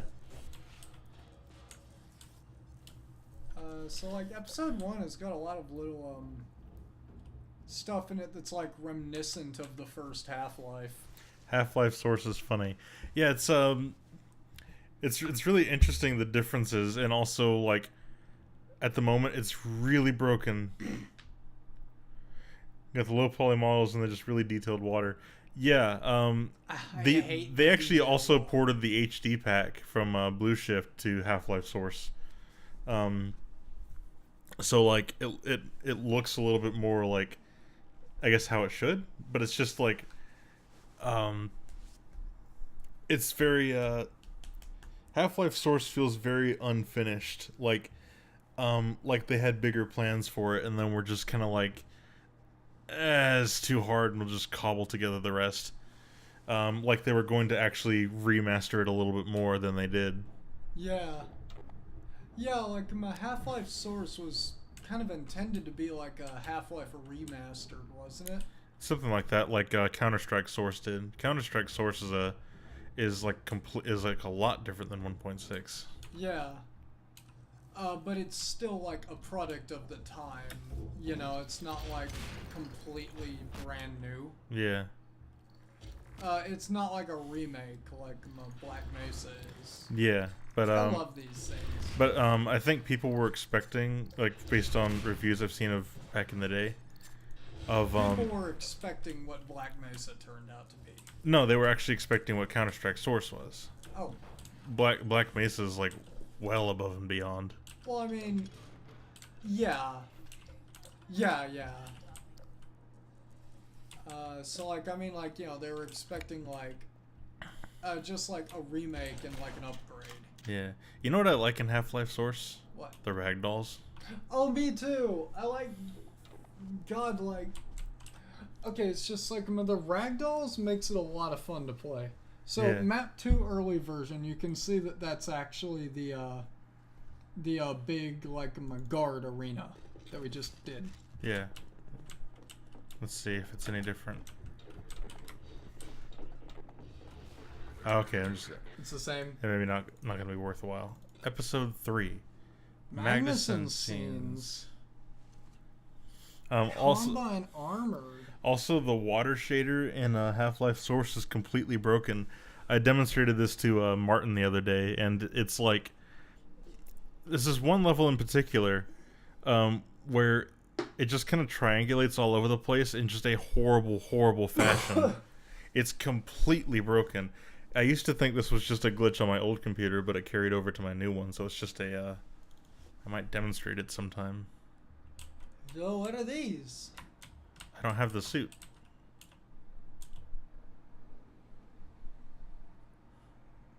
Indeed. Okay. These are just animations, I guess. What's that one called? Shake head.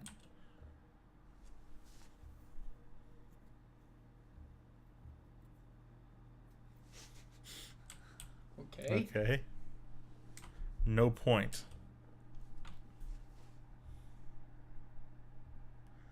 There's no point in doing this, Freeman. Huh. Probably. Yeah. Idle. It's interesting that there's just a test map for Magnuson. Specifically. He gets his own test map. That's how egotistical he is. Yeah, okay, I mean, it's like they had a big, just like NPC test, you know? And Magnuson would not have it. Mm-hmm. He came out of the game to complain.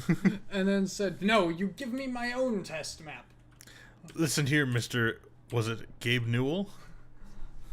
You will put me in my own test map so I don't have to lollygag around with these savages or whatever the fuck. Okay. Weapon Proto Demo. Small map to show off the early Episode 3 Weapon Proto. Weapon Proto? Oh, what are you waiting for, Freeman? The final? So in this level you play as Proto Man. I'm gonna get the Garry's Mod tool gun. It does look like that. It did look like Combine laser gun using the 357 Magnum model. that. Oh. Developer debug message shown in the console is shown if picking up an object. Also right click and it will show where enemies are located. Oh. Whoa! Oh. What? Cool. It's like a spider sense gun. Uh-oh. Did they not anticipate the fact that I might not? I think you need to restart. Oops. It's just like, okay, grab the gun and get going. So I wonder what the actual laser is gonna be like.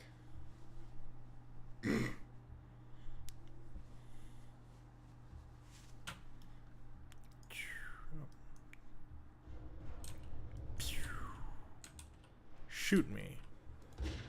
Whoa. Laser.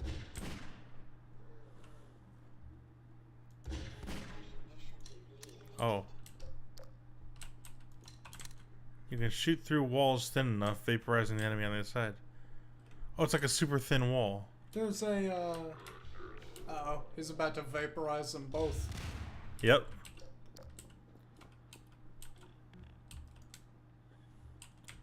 They're still marked. Oh, I could respawn them. Okay. See if there's an ammo refill anywhere. Surely they would have given me enough ammo for this.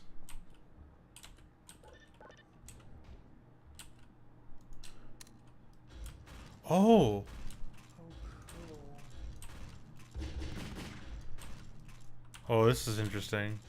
Yeah, it is. You eat props.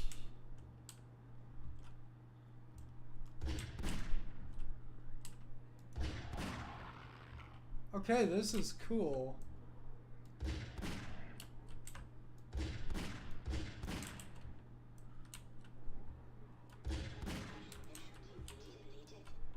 Huh. It's just a beam.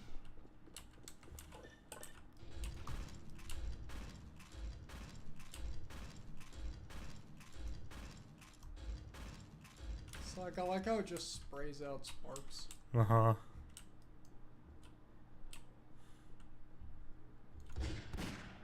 Ah, it's penetrating. Yeah.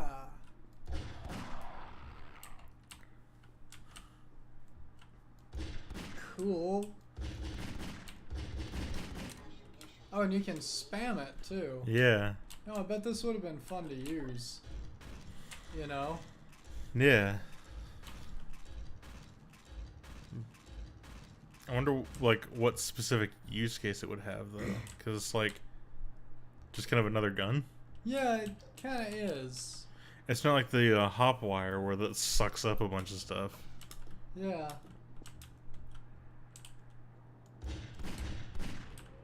Okay. NPC weapon Weapons scanner. Small map to show off early episode 3 NPC weapon scanner. Armored combine.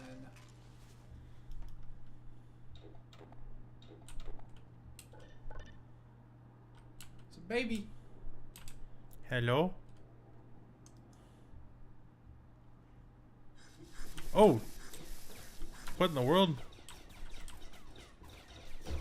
Oh, it's a scanner with a laser. I get it. Yeah, Is that a debug object in front of it? I think so.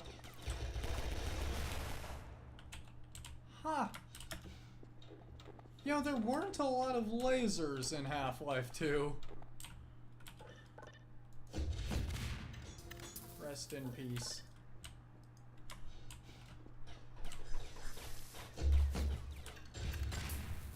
I Huh. thought that it tried to barrel roll out of the way. That'd be interesting, but I doubt that. So that's neat. Okay, you know what I really like in Source? These light shafts? Okay, this specific sprite entity where it'll actually change the sprite based on how you're viewing it. Uh-huh. So it's like you got these regular ones that point outward, but when you're looking at it right from the Z-axis, it fades to this other sprite. Yeah, I love that. Why? NPC Combine Armored Demo. I Small wonder map. if he's just gonna have props attached to him for armor. I don't know. NPC Combine Armored.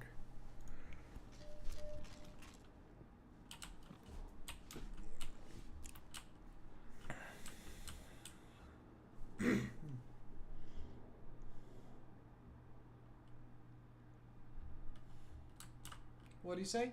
Sparks from the crowbar show from the left. What?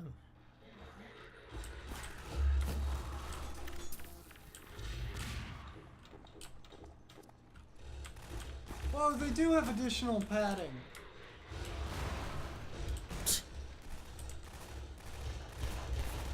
See? Oh, what the hell? They have an additional armor model on them. Whoa, okay. You ever get shot so hard you just leave your clothes behind like a cartoon? Yes. It happens more frequently than you would think. Yeah.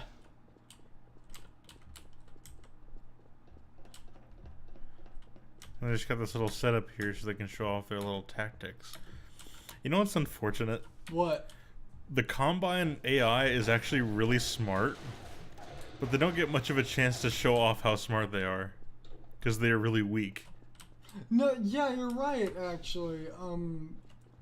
The, like, enemies in Half-Life 1 are really bullet spongy. But, Like, these guys died in one revolver in shot. Half-Life 2, they can actually, like, do more strategic planning and stuff, but it's, But they're weak. yeah, they are weak and as fuck. Yeah, actually, thinking back, Half-Life 2 didn't have a lot of, like, enemy scenarios, you know, wherever I was like, okay, there's this many people, I need to plan accordingly, you know? Mm-hmm. Because most enemy encounters boil down to pull out the revolver and one-shot them all, Uh-huh. you know? Bomb. So that was neat, though. They had actual armor. Yeah. I So- couldn't actually tell any difference between them, though. Yeah, me neither. They were just weak. Demo maps. Let's see. I think demo maps This- is where we just were. Suit zoom seems like it turns the view model upside down. Oh, yes. Okay, it's really weird. I've actually noticed that before with a custom custom model. It's like the field of view is on the weapon gets reversed. I don't know if we'll be able to see it. Let me just.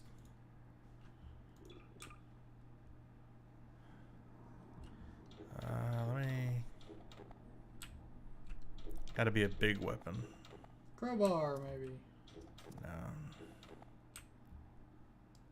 No. You could also. Oh, yeah.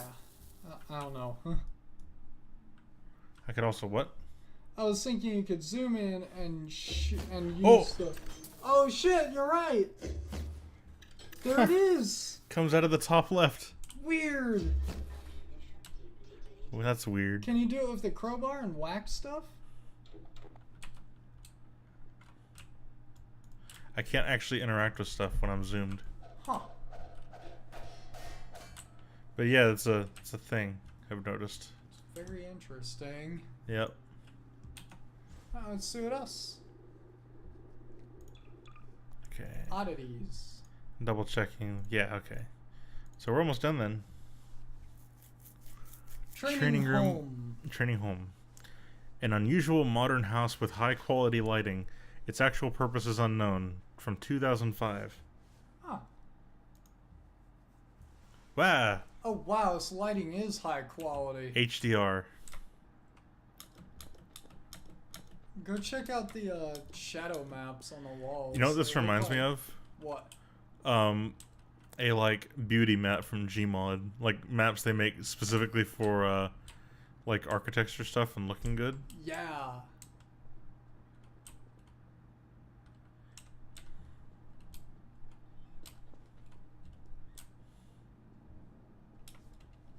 Huh. This place is giving me airport vibes.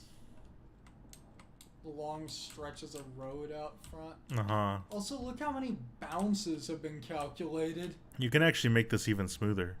Really? Yeah. But it takes a little bit longer. Yeah. But, like, you know, in the final compile, it makes no difference because it's just a big old image Wow. anyway.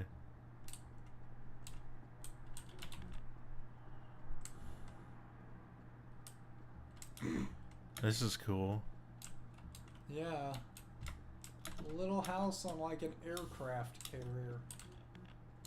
Yeah, it does look like an aircraft carrier, Yeah, doesn't that's it? what it was giving me vibes of. Go upstairs. What is up there? This looks like it would be like a nice little house to live in, except for how tiny these doors are. Uh-huh. I can't even fit through them. So, Can you no fit clip them time. Sideways? No, that's not how game hitboxes work. It's a game idea I have. Yeah. Is like you could, since you know you're thinner sideways. But Irregular hit boxes.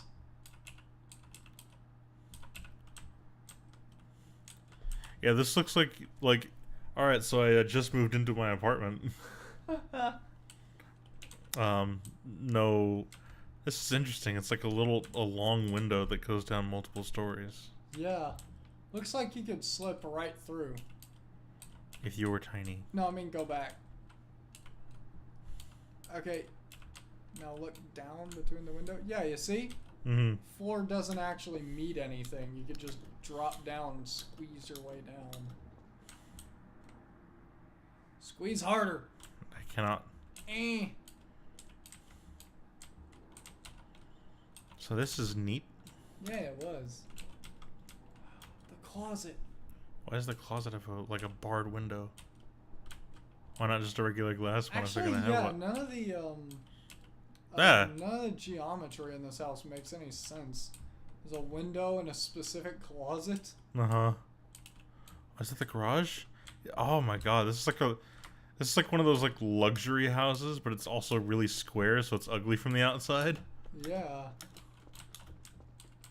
Welcome to my So it'd be like 4-bedroom house. it's like, alright, so this is where we park our cars.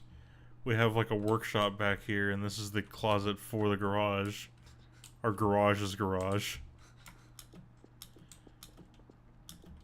Here's our little walkway. Hey, Probably there's like, a back way out.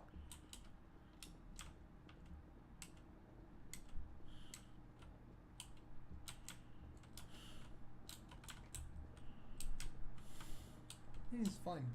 Yeah. Are you having fun? Mm-hmm. So that was interesting. Yeah. The HDR is really aggressive on this level. Yep. This dark, bright. Oh.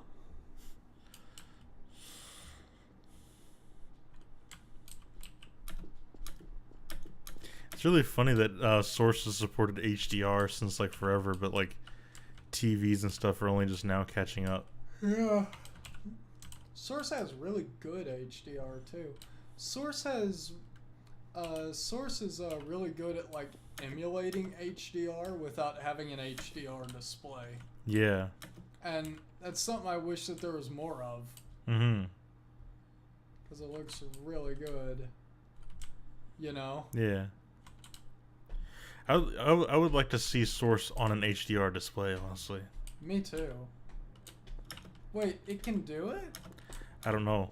I Oh. don't think so, but I'd Yeah, still like to see I it. kind of doubt that Source actually outputs HDR in a way that its display can use. Yep. Well, I think that's everything here. That was interesting. Yep.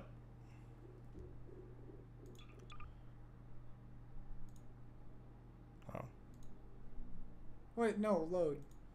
Let's see,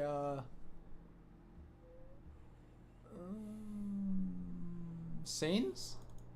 No. Okay, never mind. Thought maybe there would be secret.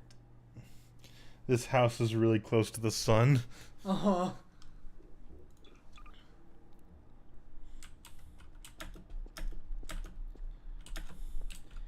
Okay, I think that's everything. Ah. Yeah. So I think I'm done for now. It had quote unquote HDR. Let's see. I have not actually heard of Brothers in Arms. Brothers in Arms. Oh, is that fake HDR from like when the Xbox 360 was new and like regular Xbox games were still being made, and what they did for HDR was just like they'd take the screen and like blur it, and What? that's what Shadow the Hedgehog does. Oh, yeah. That like, that fake kind of gross looking HDR. Yep, I knew it. Oh my god, the bloom. So it'd be like, You mean... it's not actually over bright. They just take the bright parts and it's like blur it and put it as like an additive thing. So, like, I didn't know that was a common technique. Yep, it apparently became a common technique after a specific Tron game came out. I think it was called Tron 2.0. I saw the article related to it. Huh. And like ever since then, games had been doing this fake HDR until like actual lighting calculations like this came around. And then they started doing real HDR. Yep.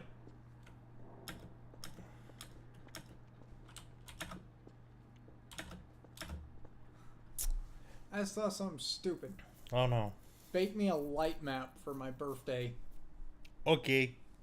That'll be easy. No, it's gotta be a big one. A big light map? How big? Fucking...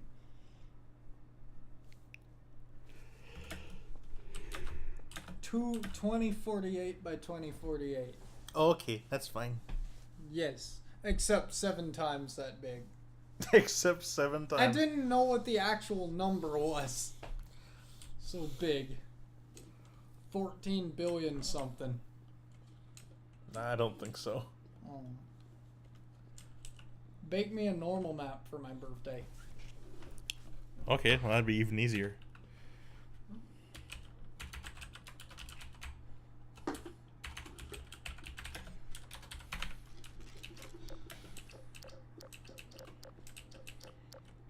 What you doing? Just looking at the flashlight. I like using the flashlight in HDR maps Uh-huh. because it looks a lot better. Well, What? just thinking of what to do now. Oh, you want to keep doing stuff? Maybe. We could just do some episode 1, I don't really feel like playing episode 1. episode 2. Well, I don't want to just jump into that. I think I'd like to do a thing actually. Yeah. Like once I get like really into streaming more, look up Brothers in Arms Road to Hill 30 for bad HDR. All right. I'll be sure to do that. But let's see. I was thinking of doing a thing where once I really start getting into streaming, Uh-huh. I would I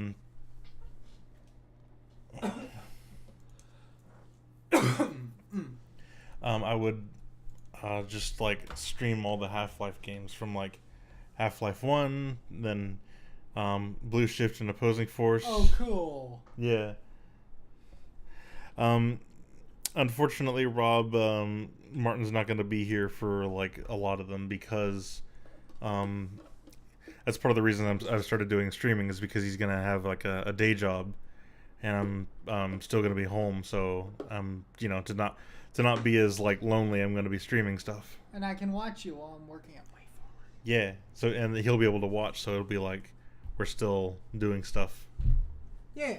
So what you looking up? We'll still do like both of us streaming though, for like special things. Yeah, I'd like to do that. Okay, so I hope that is not disappointing. That it will be just me. People love you. Okay. Everyone loves you. Asking what did we learn today? What did we learn today? I learned that Half-Life 2 is made in the Source engine. Wait, no, I didn't. I learned that they had lasers in episode 3 at one point. And that HD dog model has a very valid reason for existing. Road to Hill 30. Okay, I got a thing here that said PS2. Is it gonna be? Yeah, this looks like it's gonna be one of those. I'm not sure if I'm allowed to like show this stuff during the stream. Oh god, I see it! Oh god, yeah. Uh-huh. The like really bad. The Shadow Bloom. Uh-huh. Oh boy. Oh my goodness. God, also I thought that shit looked so cool when I was younger. I was like, whoa! It's like Twilight glowing. Princess. Yes, exactly. It was the Twilight Princess look. Uh-huh. That might be how they did it in Twilight Princess, actually. Probably, yeah. Yeah. And nowadays you can just drive up the colors on something to get automatic overbright. Yeah. Well, tell you what. I could do like Lost Coast or something. Ooh, that might be neat. Since I'm like just doing these like developer map things. Mm-hmm. Let's throw in Lost Coast. Yeah, it's like why not? And So like, is it okay that I'm like talking and yeah, of course. cool? Just making sure. Just making sure I'm not irritating you or nothing. Oh, I feel like I'm obnoxious. yes, but I love it. I'm obnoxious? No, I'm just kidding. I was just making a joke. Oh, did it just show up? Is it just working? Oh yeah, it's just working. I thought I would have to. Configure. Yeah. Life The HDR here is so good you can't even see the title. This is why a drop shadow is helpful. Yep. Even a soft one. Yep. So let's see here. And this is gonna be the guy who is on the Borealis. I believe so. Oh, you want to listen to the commentary? May as well. Just Alright. like. This guy was just straight up going to be on the Borealis. Or, I mean, like, you know, like in the, like, just like my original script. I really like how shiny this is. Yeah. And it's all shiny just to show off the HDR technology to This you. is the episode 1-2 engine, right? I believe I believe it's like the orange box stuff because they got all that Fong. I'm not sure. Yeah, so like this is the like I'm not just, sure. like an orange box engine for sure. I mean, like it's gotta be like my stock Half-Life can't do this. Hi, this is Gabe Newell, and welcome to the Lost Coast.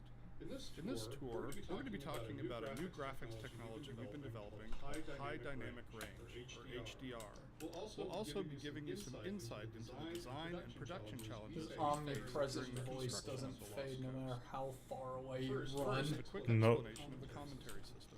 Oh, To listen to a commentary secrets. node, put your crosshair over the floating commentary symbol and press your use key. To stop the commentary, put your crosshair over the rotating node and press your use key again. Some commentary nodes may take control of the game for the purpose of showing something to you. In these cases, simply pressing your use key will stop the commentary.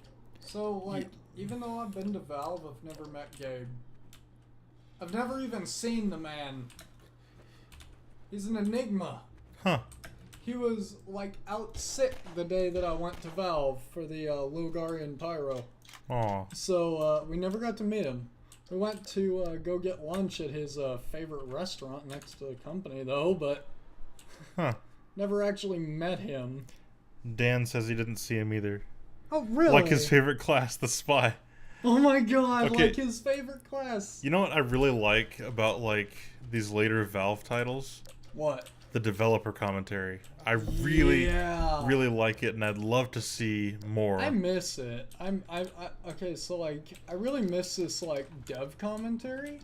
And you know what I like about Valve dev commentary in particular? What? You can see it anytime you want. Yep. And you see it in the engine, and it's not like, oh, I'm gonna go watch this dev stream that's 3 hours long. Uh-huh. You know, it's like I can just turn around, go do it. Yep.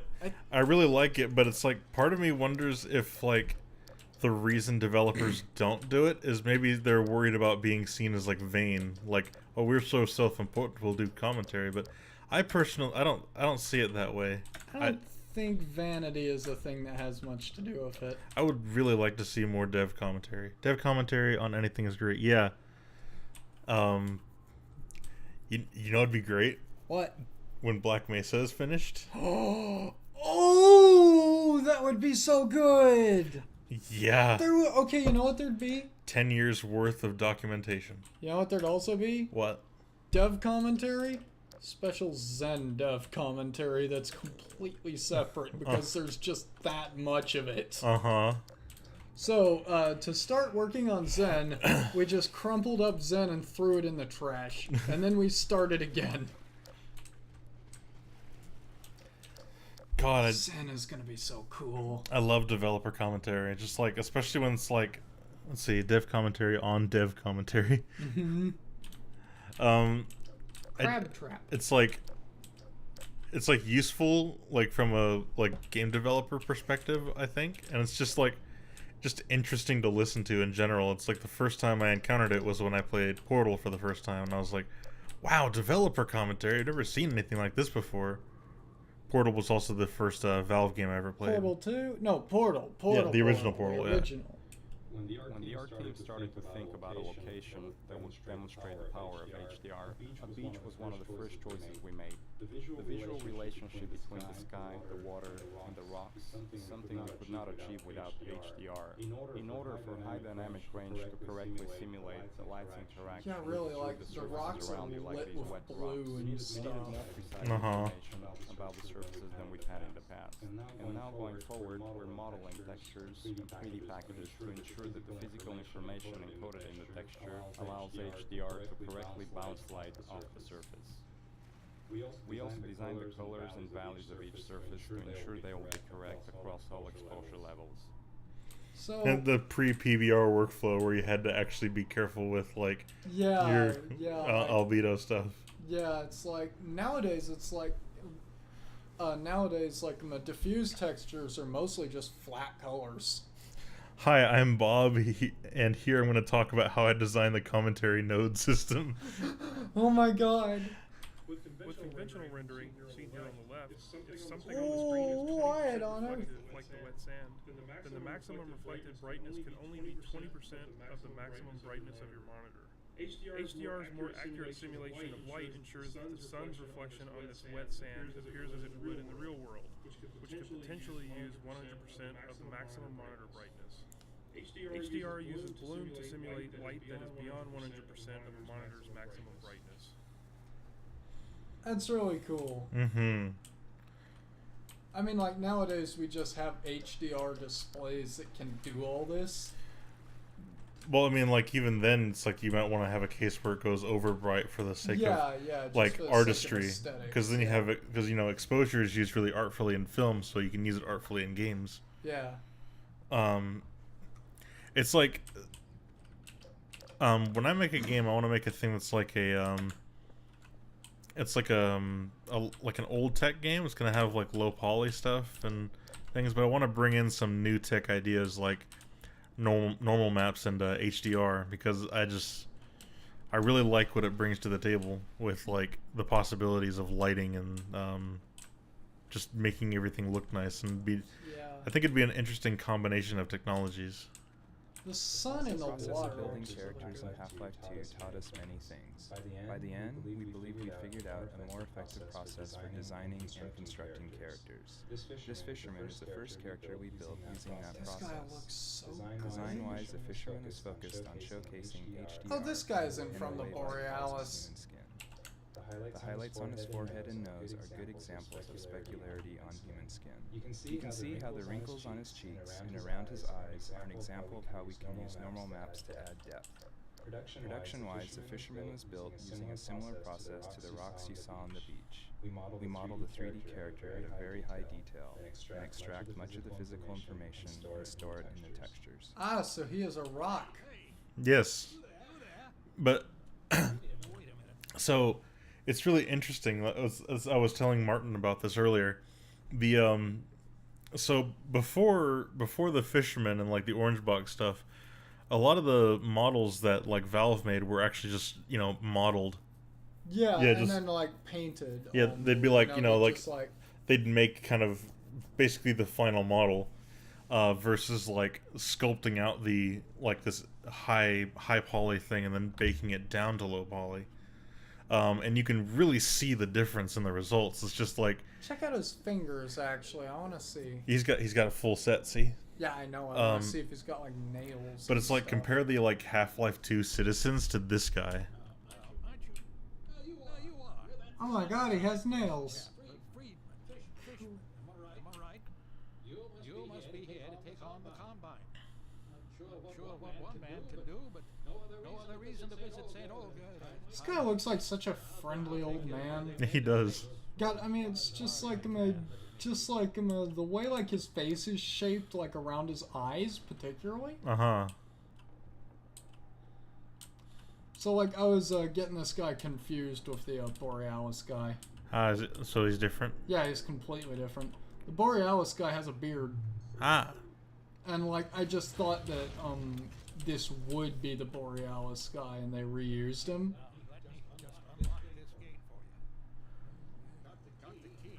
Like how he just drops the He spear. just threw it down. Like really, okay. What's so funny is that like setting that up is probably kind of tricky, but he just did it so casually without like any focus on it He's whatsoever. not even gonna pick it up again. He's just gonna leave it there and then sit down to read the newspaper or whatever. You can actually pick it up and use it as a weapon. What? Water presents us with a lot of rendering challenges. In fact, we have to render the scene 3 times. Once for the refraction of what's under the water, once for the reflection of everything above the water, and once from the player's view. You can see the reflection and refraction scenes in the 2 small windows on screen. In the refraction, you calculate per pixel how much water you're looking through to do a volumetric underwater fog to simulate particulate matter.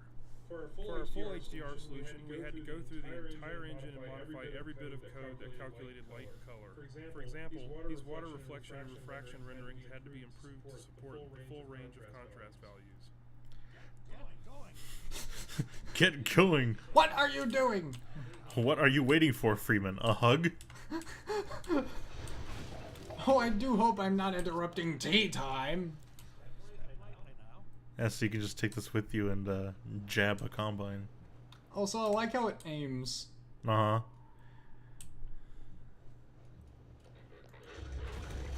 Oh wow, it went through him. Yep. Oh, this place has some cinematic destruction in it. It does? Yes, it does. I think. He's fine. Okay, it's really funny, like... Combine always land on their feet. Yes. Let's see. He's got a face and everything. I really like how it throws... Throws the little, just like my windows up, to show the, water layers. Oh, yeah. Yeah, that's what they did for TF2, but it's broken now. No, on TF2 they didn't actually have windows. What they did is they actually changed the shader in real time. Yeah, and it's broken now. Yep. So the only way to see that, like, I think we still have the orange box on 360. Yeah. And it actually works there. Yeah. Because of course it does, because they never updated it. Yep. I mean, they updated it enough to remove 3D muzzle flashes.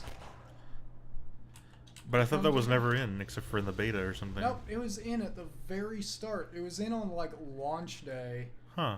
The area you're currently entering is called the Cliffside Arena. We were particularly happy with the vertical cliffside in Half-Life 1, and regretted that we didn't iterate further on that concept in Half-Life 2. Vertical space allows us to force the player to deal with threats from above and below. Yo, they're right, they didn't do anything with it in Half-Life 2. Yep. So by using a cliffside and having the player ascend it, we ensure that the player will look up and be prepared for enemies. If the player's path was to move past the bottom of the cliffside, it would be unlikely he would notice soldiers rappelling down from above.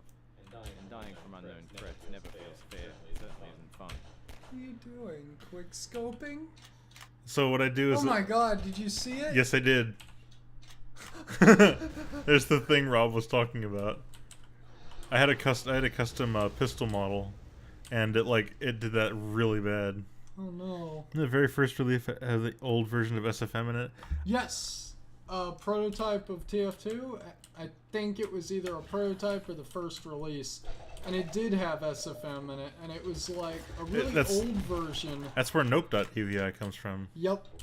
It was a really old version, and I don't know much about that version, actually. So like... Ooh. So like, I just kind of assumed that it didn't have as much, like, you know, custom animation support as modern SFM does.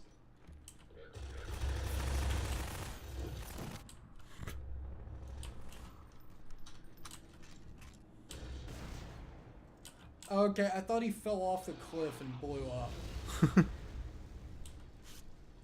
Also, I like how this is just a little, this is just like a little, just like my outpost that they're like shelling a city from. Yeah. Also, this is a really nice, wait, I can see the same. Oh my god, there it is. Huh. I didn't catch it at first. Me neither. Well, I mean, if you look right there, it's almost invisible. Yeah. It's just that little area where the lighting starts to choke. Yep. But, you know, I feel like there used to be a lot of stuff, like, in Source to really make everything seamless. But, like, over the years, countless updates and tweaks just kind of ruined it. Uh-huh. And that's why in TF2 you can see where the play area ends and where the skybox begins so easily nowadays. You know? Yeah, you just gotta author it. Yeah. Like, well, Yeah, but like, you know, the maps have been like updated so many times. Oh yeah, okay, it's funny because like, so they don't really bother to in make it. In Half-Life 2 in particular, there's many areas where the where there's broken lighting, because of that was like meticulously authored before. Yeah, so I did this thing where I actually got Half-Life 2 on the original Xbox just so I could see the old version of it. I might get the old version on PC someday, but can you play the old version on PC? I think it was the first game that required Steam. Yes, you can. Oh. That's how speedrunners are able to run it. Oh. Yeah.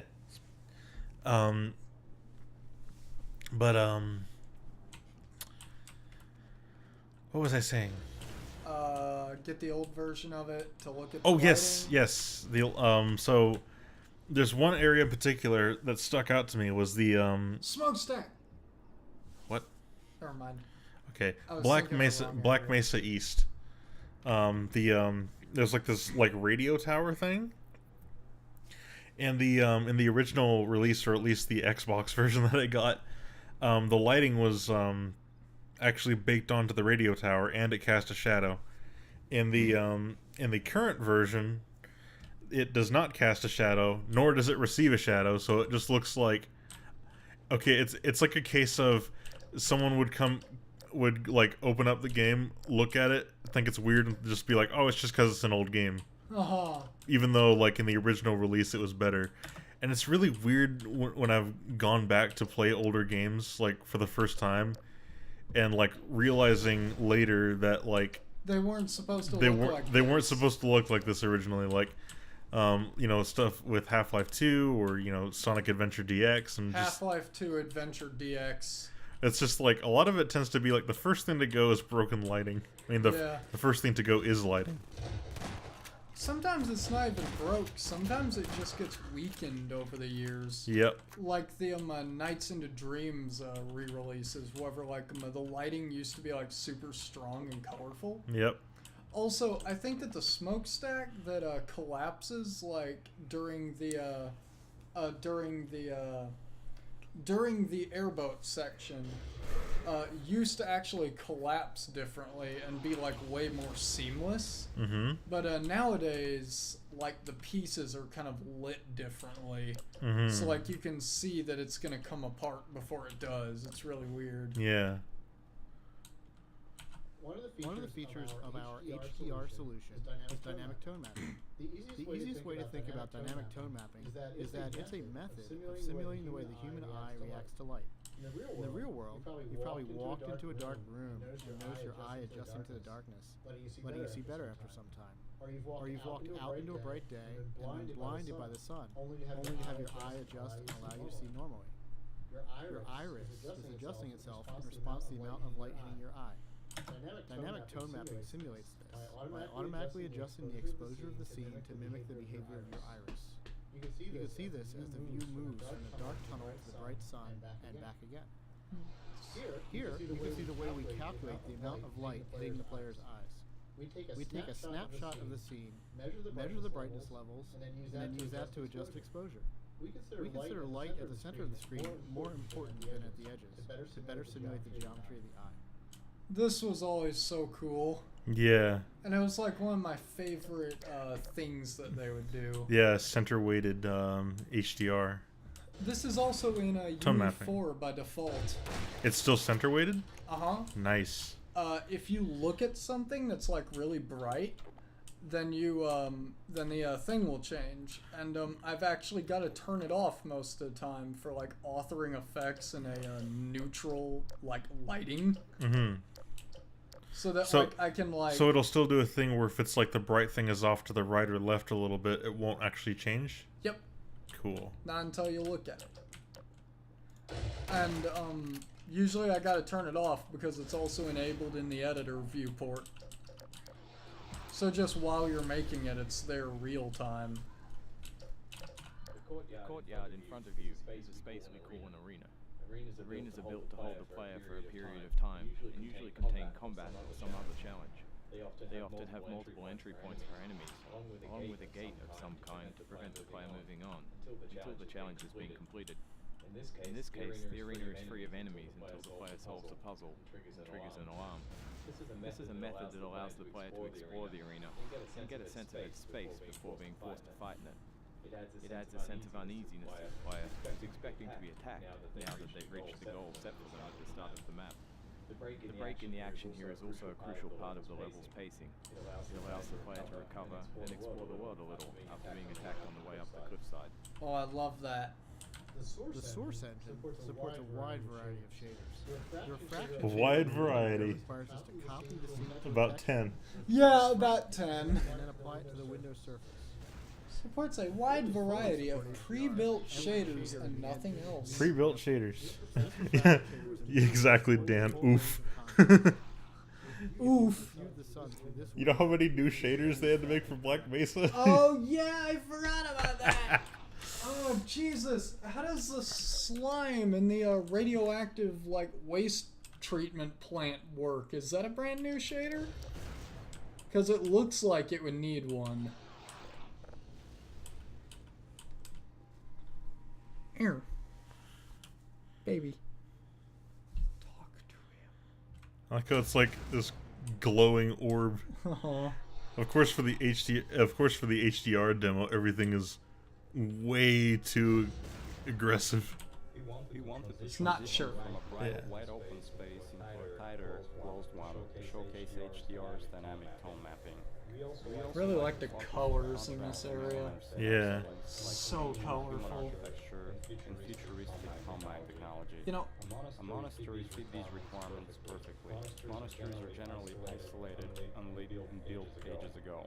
They provide a great backdrop for the contrast. Oh, shit, combine what? technology.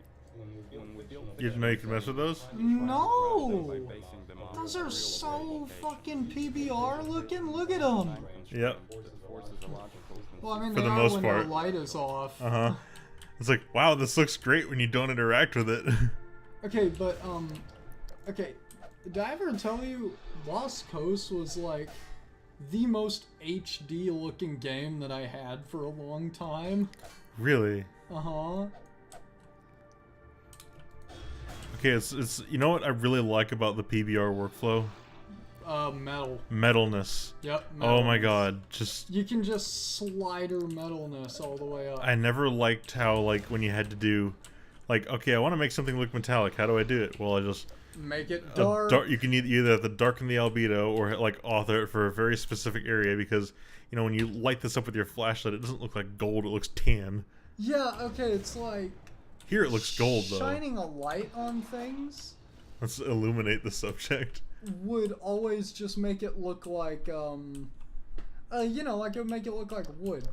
Wait a minute. Remember the fucking way we came up with to describe brush geometry the other day? Yes. Carved out of stone. Yes.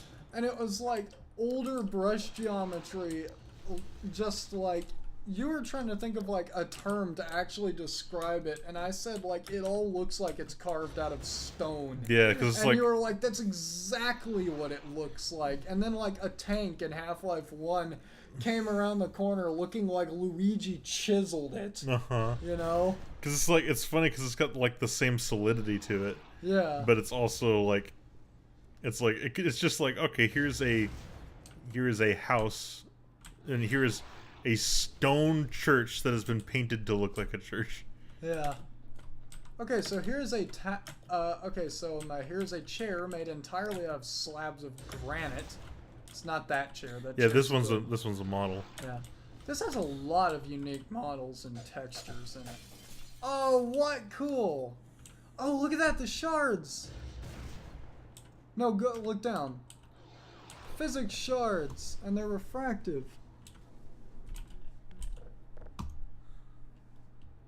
And fucking shard just lands. Oh my on a god, I combat. never noticed the god rays actually get stronger. Oh, cool. That's a really good illusion. Yeah, it is. Like, That's all video games are anyway. Yeah, but I mean, like, nowadays we have real god rays. We do? Wouldn't volumetric still be expensive? Maybe we... Okay, I've actually lost track of what is and isn't expensive. Transparencies at all are more expensive than just making the GPU push 10,000 particles. Mm-hmm. So I think it is still just like fake volumetrics like SFM has. Churches Might are be. great dramatic spaces. They're often lit naturally with extremes of darkness and brightness, which makes them a great showcase for Blanky. HDR. Gothic churches are the sober monochromatic spaces that you've Oh. seen in almost every horror movie or game. Byzantine churches, on the other hand, are very colorful and have a large variety of materials.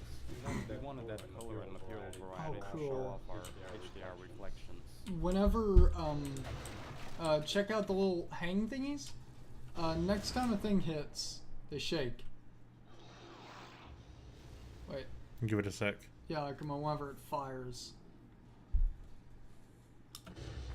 Oh, yep. Yeah, okay, that's something I really like. It makes the thing just makes the world feel more real. Yeah. You know, instead of just a screen shake, but nothing reacts to it. Uh-huh. I love it. Rocket! Our games are filled with things we call gates, which are essentially just challenges that the player must overcome to drive the experience forward.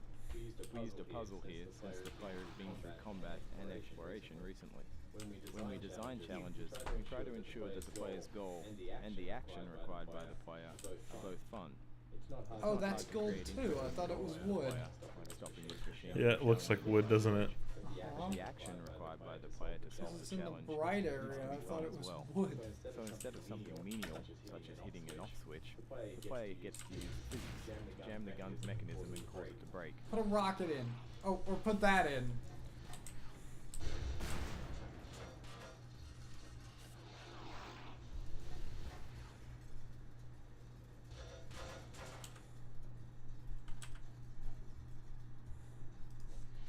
Oh.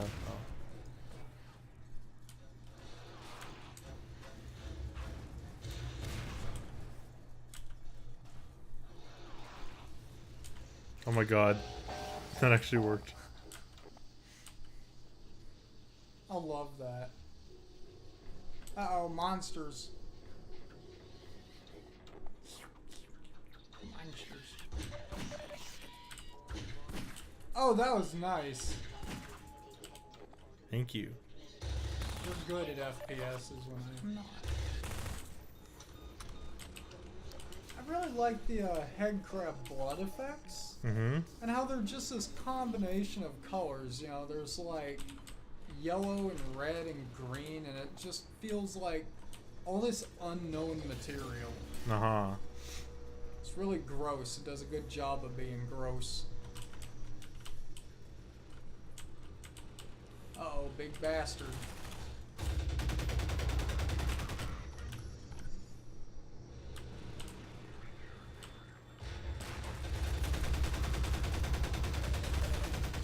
I always found it weird how few shots the Combine gun has.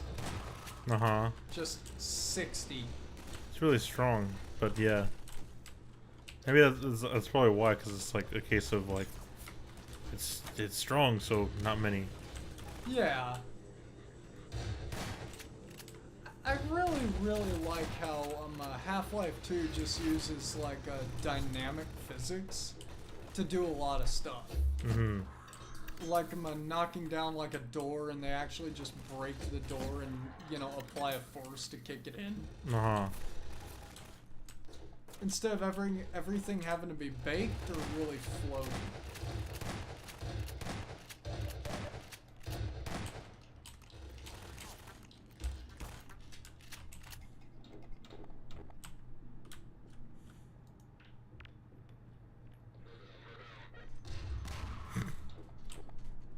There's a lot of little details of the effects in these games you never really notice. Yeah. Like if you go back and you shoot your shotgun up at the red wood, the debris is red. Yep. It gets colorized by the material, actually. I know. And it's just so like it's always done that, but the color palette in Half-Life 2 is so subdued you probably won't notice. Yep. And TF2 actually has support for it. There's actually a console command you can enable. This marks the end of the Lost Coast Oh, tour. I mean, I just... There's actually a console command you can enable in TF2 to like turn on these like high quality impact effects that get dynamically colorized by the materials underneath and like all this other stuff. Mm-hmm. And it's completely client side, so you can turn it on anytime you like. I forget the actual name of the thing, but I turned it on once and never turned it off. Ah. Because the glass impact effects have this really cool effect. Whenever, like, yeah, you get like some little glass shards bouncing back, but there's a little puff of smoke that goes out the other side of the plane of glass. Oh, cool. Yeah, like the bullet actually goes through, and it's really good. Would you believe I've played Lost Coast multiple times? Yeah, I have too. and I have never seen this area before. Oh, I hadn't either. And those special effects are turned off by default, and I don't know why. I guess it was just too costly at the time. Yeah, that makes sense. Because, like, you know, this was 2007, and, like, a few years later it probably would have been fine. Mm-hmm. But, for a multiplayer game. Yeah, for a multiplayer game. Because, like, if TF2 had a single-player mode, it totally would have been acceptable. Yeah. And they're, like, way better crafted than the default, like, impacts. Yeah. Oh, okay, it's not a rope. It's just a very generic smoke trail.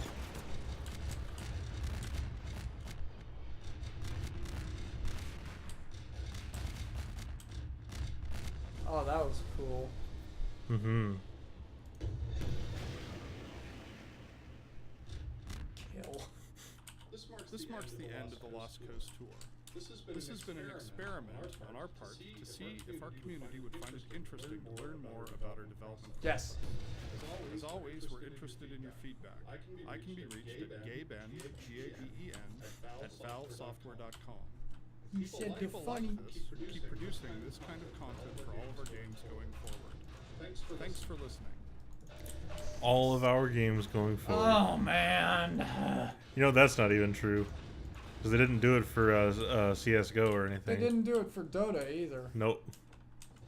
And, okay, you know what? If Dota had commentary, I would probably pay a little more attention to it, because there's some interesting tech in it. And, like, I just like the, art of it, you know? Yeah. Now, originally, when I played this, I thought this was just the end. But you can actually reach Oh! a proper ending here. And then it fades out.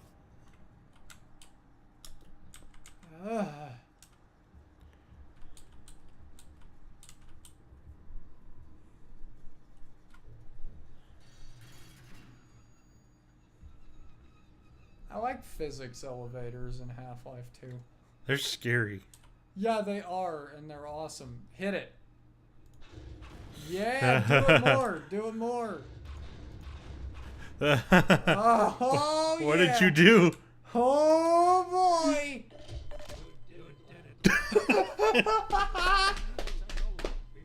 Celebrate this victory with a feast. I hope you like leeches.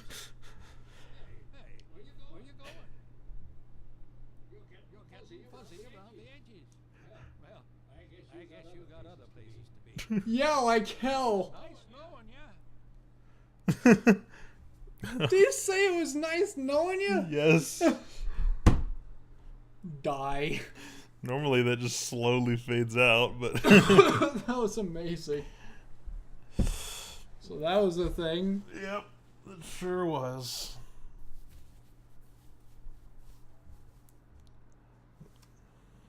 Alright. So I think I'm going to go back to developing stuff for Sven Co-op, but I'm probably going to turn off the stream for that. Alrighty. Alright. Thanks for coming. Thanks for showing up and stuff. And yeah, I think in the future I'll probably go through and stream Half-Life 2, Half-Life 2.5.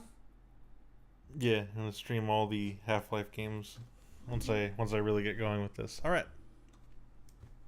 See ya. Bye-bye.